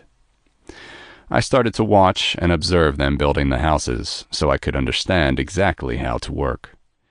And I participated in laying the bricks and the hard labor of putting the villas together. It was grueling work, not the kind I was used to, but I took it as a learning experience. It was better than sitting idle all day when most everyone else had something to do. Even Elda was busy a lot of the time, dealing with the paperwork and the business side of things. Besides, I loved when, after a long day of hard work, I'd wander to the back porch where Elda waited, sitting under an umbrella on the back patio with a pitcher of something waiting for me. Water or juice, but usually lemonade with ice in it. And after working under the heat for hours, I appreciated it. I'd laughed the first time she did it, sitting back under the shade in a loose dress and dark glasses. When she saw me come up, she got up and poured me a glass of lemonade. She smiled as I reached for it and said something unexpected. A reward for the handyman. I had the drink, we had an intense makeout session, and I went back to helping the workers. The second day, I dragged her inside for a quickie on the kitchen island. I took her from behind as she leaned over the counter. It was fast, dirty, and rough, and we both loved it. It turned into a game of sorts. I would come back, and she would be out wearing the most provocative thing she could, and still be decent in case anyone else saw her. Once she'd been out without a bra, wearing a simple white dress that was practically see-through up close. Or she would be without any underwear entirely, and it drove me crazy. I'd be tempted to take her outside, under the heat, where everyone would see, but instead dragged her into the house. We pretty much christened every room and most of the flat surfaces in the house because of that little game. Why the hell do you keep doing this? I'd asked one afternoon when we were sitting on the tiles in the kitchen, clothes still out of sorts, catching our breath. She'd laughed. Remember when you told me you'd always fancied living in Italy and mentioned something about all the women? Well, this is me distracting you so you don't look at anyone else. I'd sputtered, not sure if I was amused or indignant. But we hardly see any women out here. All the construction workers are guys. And who else would be coming out here? She just laughed, turned around on me, and took my cock in her hand. It hadn't been 10 minutes, and I needed to go back out again. But she held me in her hand until I was up for another round. Between our afternoon activities, our night activities, and the hard labor I was working on in between, I would either work myself into exhaustion or I would grow stronger from the workout.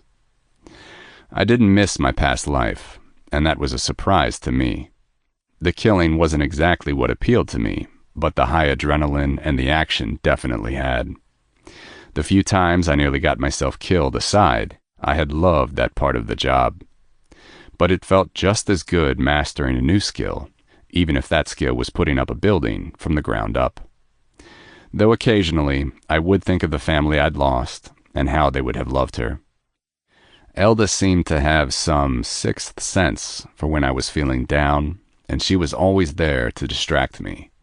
And I did the same for her the few times her emotions overwhelmed her. It was a give and take sort of a relationship, something new and wonderful that I had no idea could exist. It was something I never thought I would have. I was happy in my new life with Elda. Chapter 29. As the building went on, I made other preparations. I knew if I was going to attract people, I'd have to advertise it in some way, and there was plenty of other paperwork that would be involved as well. While Luke helped with the building, I worked on the business side of things. I didn't have much of a head for business, but when I'd had an idea, I looked into it. Not as extensively as Luke had made us look, but I wasn't a novice. I had images from the architects, so I'd picked up what the houses would look like when finished and made use of those. I had to hire a lot of freelancers to open a website and fill it with content, handling the advertising for me. When I found the time away from paperwork and I wasn't waiting on Luke, I went around taking photos of the surroundings. The graphic images went on the website first, though I had some specially made just for that, and not the blueprint ones I got from the architects. We were still working out the plans for the second half plot of the grounds, and I kept them mostly busy with that. I wanted the deadline for planning to be over when the walls of the first building started to go up, so we could stick to the plan. Luke tried to help with that when he realized what we were doing. But even though he could sort of understand from the pictures I got, he didn't hear a big part of the negotiations until I had to translate for him later, and that grew annoying for him, but he still insisted on getting updates. I talked to a few designers and suppliers of interior pieces. My grandmothers ended up helping me a lot with that part, when I got around to introducing them to Luke and letting them in on what I was doing. They were both glad to help, and they became my unofficial employees. They were a lot more helpful than I could have even imagined. They were also the happiest I'd ever seen them. My grandfathers even appeared for a visit, and the four of them had grown closer in their friendship now that they no longer had to worry about Greco anymore. The news had, of course, brought it home, and while I had gotten busy to the point that I even forgot to tell them, they had heard about it on the news. It was a chapter of our lives we were all looking forward to closing. The photos I took of our surroundings went on the website next, once the word content was built up and I was sure I had the best compilations of photos. I'd walked all the way down to the beach, even though it was a bit of a long walk, to have some of that area as well. I could have brought in some professional, but it was fun learning something new, and it was an excuse to walk outside. Plus, I didn't want some stranger roaming the grounds. Usually Luke kept an eye on the workmen so they didn't do anything stupid. I'd have to remember to bring him to the beach with me sometime before people started coming in and the place filled up with people. I was sure he'd agree to go if he thought he could convince me to have sex under the palm trees. I posted the best photos to the website after getting instructions from the guy I put in charge of the website on how to change and edit it by myself. There was some work with a lawyer, building up contracts, calculating the worth for each house and such. I'd been training to be a lawyer, so this was the easiest part of the whole thing, even though it was still long and tedious, but I needed a professional's help. I used a firm recommended to me by my grandmother. It all took longer than I would have thought. I'd added plenty of time in the plan, but it was still a surprise how it took months just to handle everything, when I thought the building was going to be the most grueling task. By then, the houses on the first half plot were nearly all done. The ones from the other half of the grounds were getting close as well. Once I had everything up and ready, and all the information on the website, all I had to do was wait and keep doing whatever other work was still there. Within a short time, I started to get bookings. The first one was surreal, and I got it maybe a week after the bidding went live. I attacked Luke when he got home that evening, and fell asleep crying in his arms. He freaked, of course, assuming I was upset because something was wrong. But I was crying because it was so hard to put the happiness I was feeling into words. The happiness I was sure I had lost when I stopped being that naive college girl. That I was sure I would have never gotten back, if Luke hadn't been with me. Epilogue. I got back one evening to find Elda sitting in the kitchen. It was darkening outside, but she hadn't turned on the lights yet. She didn't even move when I turned on the lights. It wasn't something surprising. She did it often, but she was sitting looking pensive, hands wrapped around a mug. It took me sitting across from her for her to even realize I was there. Her eyes met mine, then skittered away as her hands nervously played with the cup in her hands. She lifted it up for a drink, barely took a sip, and grimaced, letting the cup fall gently back onto the counter. I frowned at the uncharacteristic behavior. Recently, she had two extremes, floating happily or exhausted from too much work, but still happy. She always seemed to have enough energy to attack me in the kitchen or the shower or the bedroom, practically every night.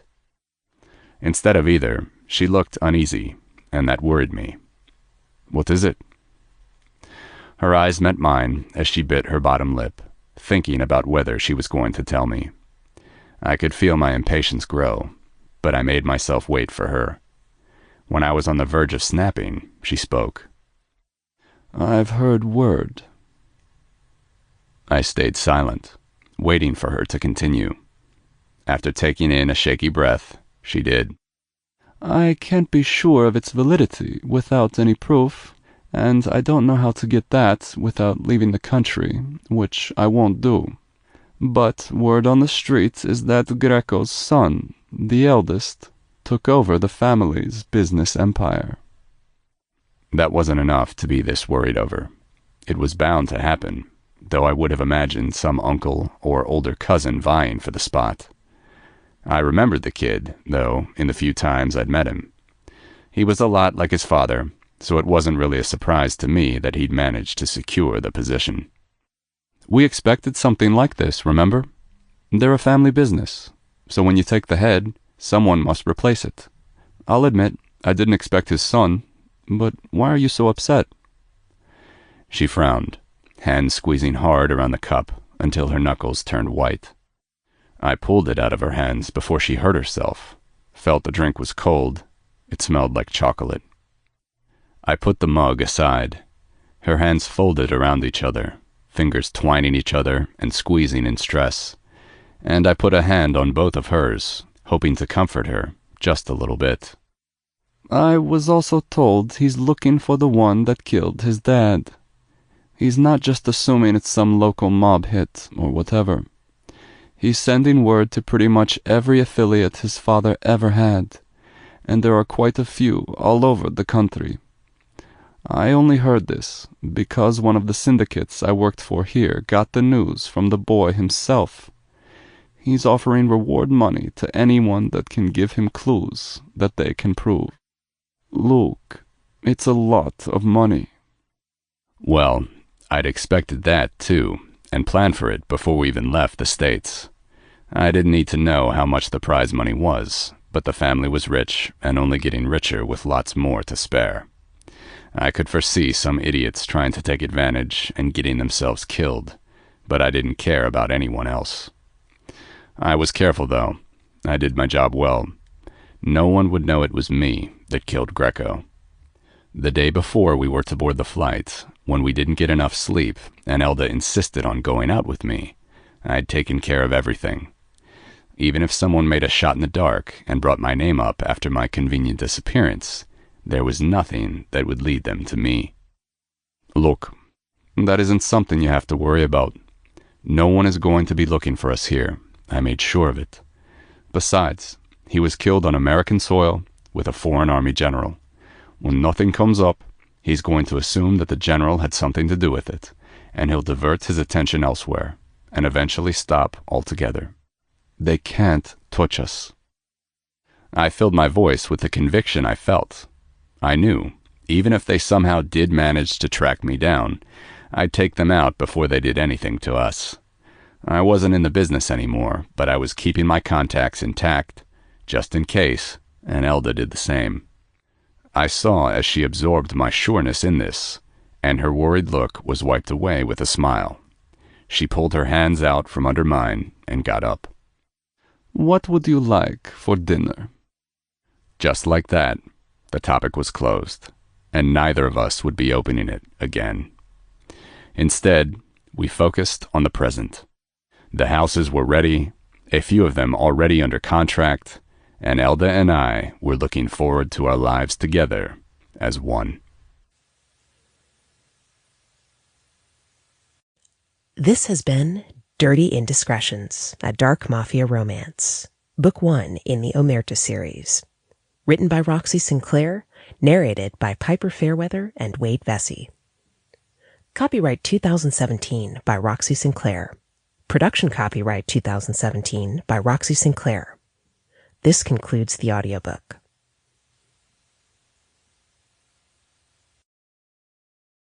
Audible hopes you have enjoyed this program.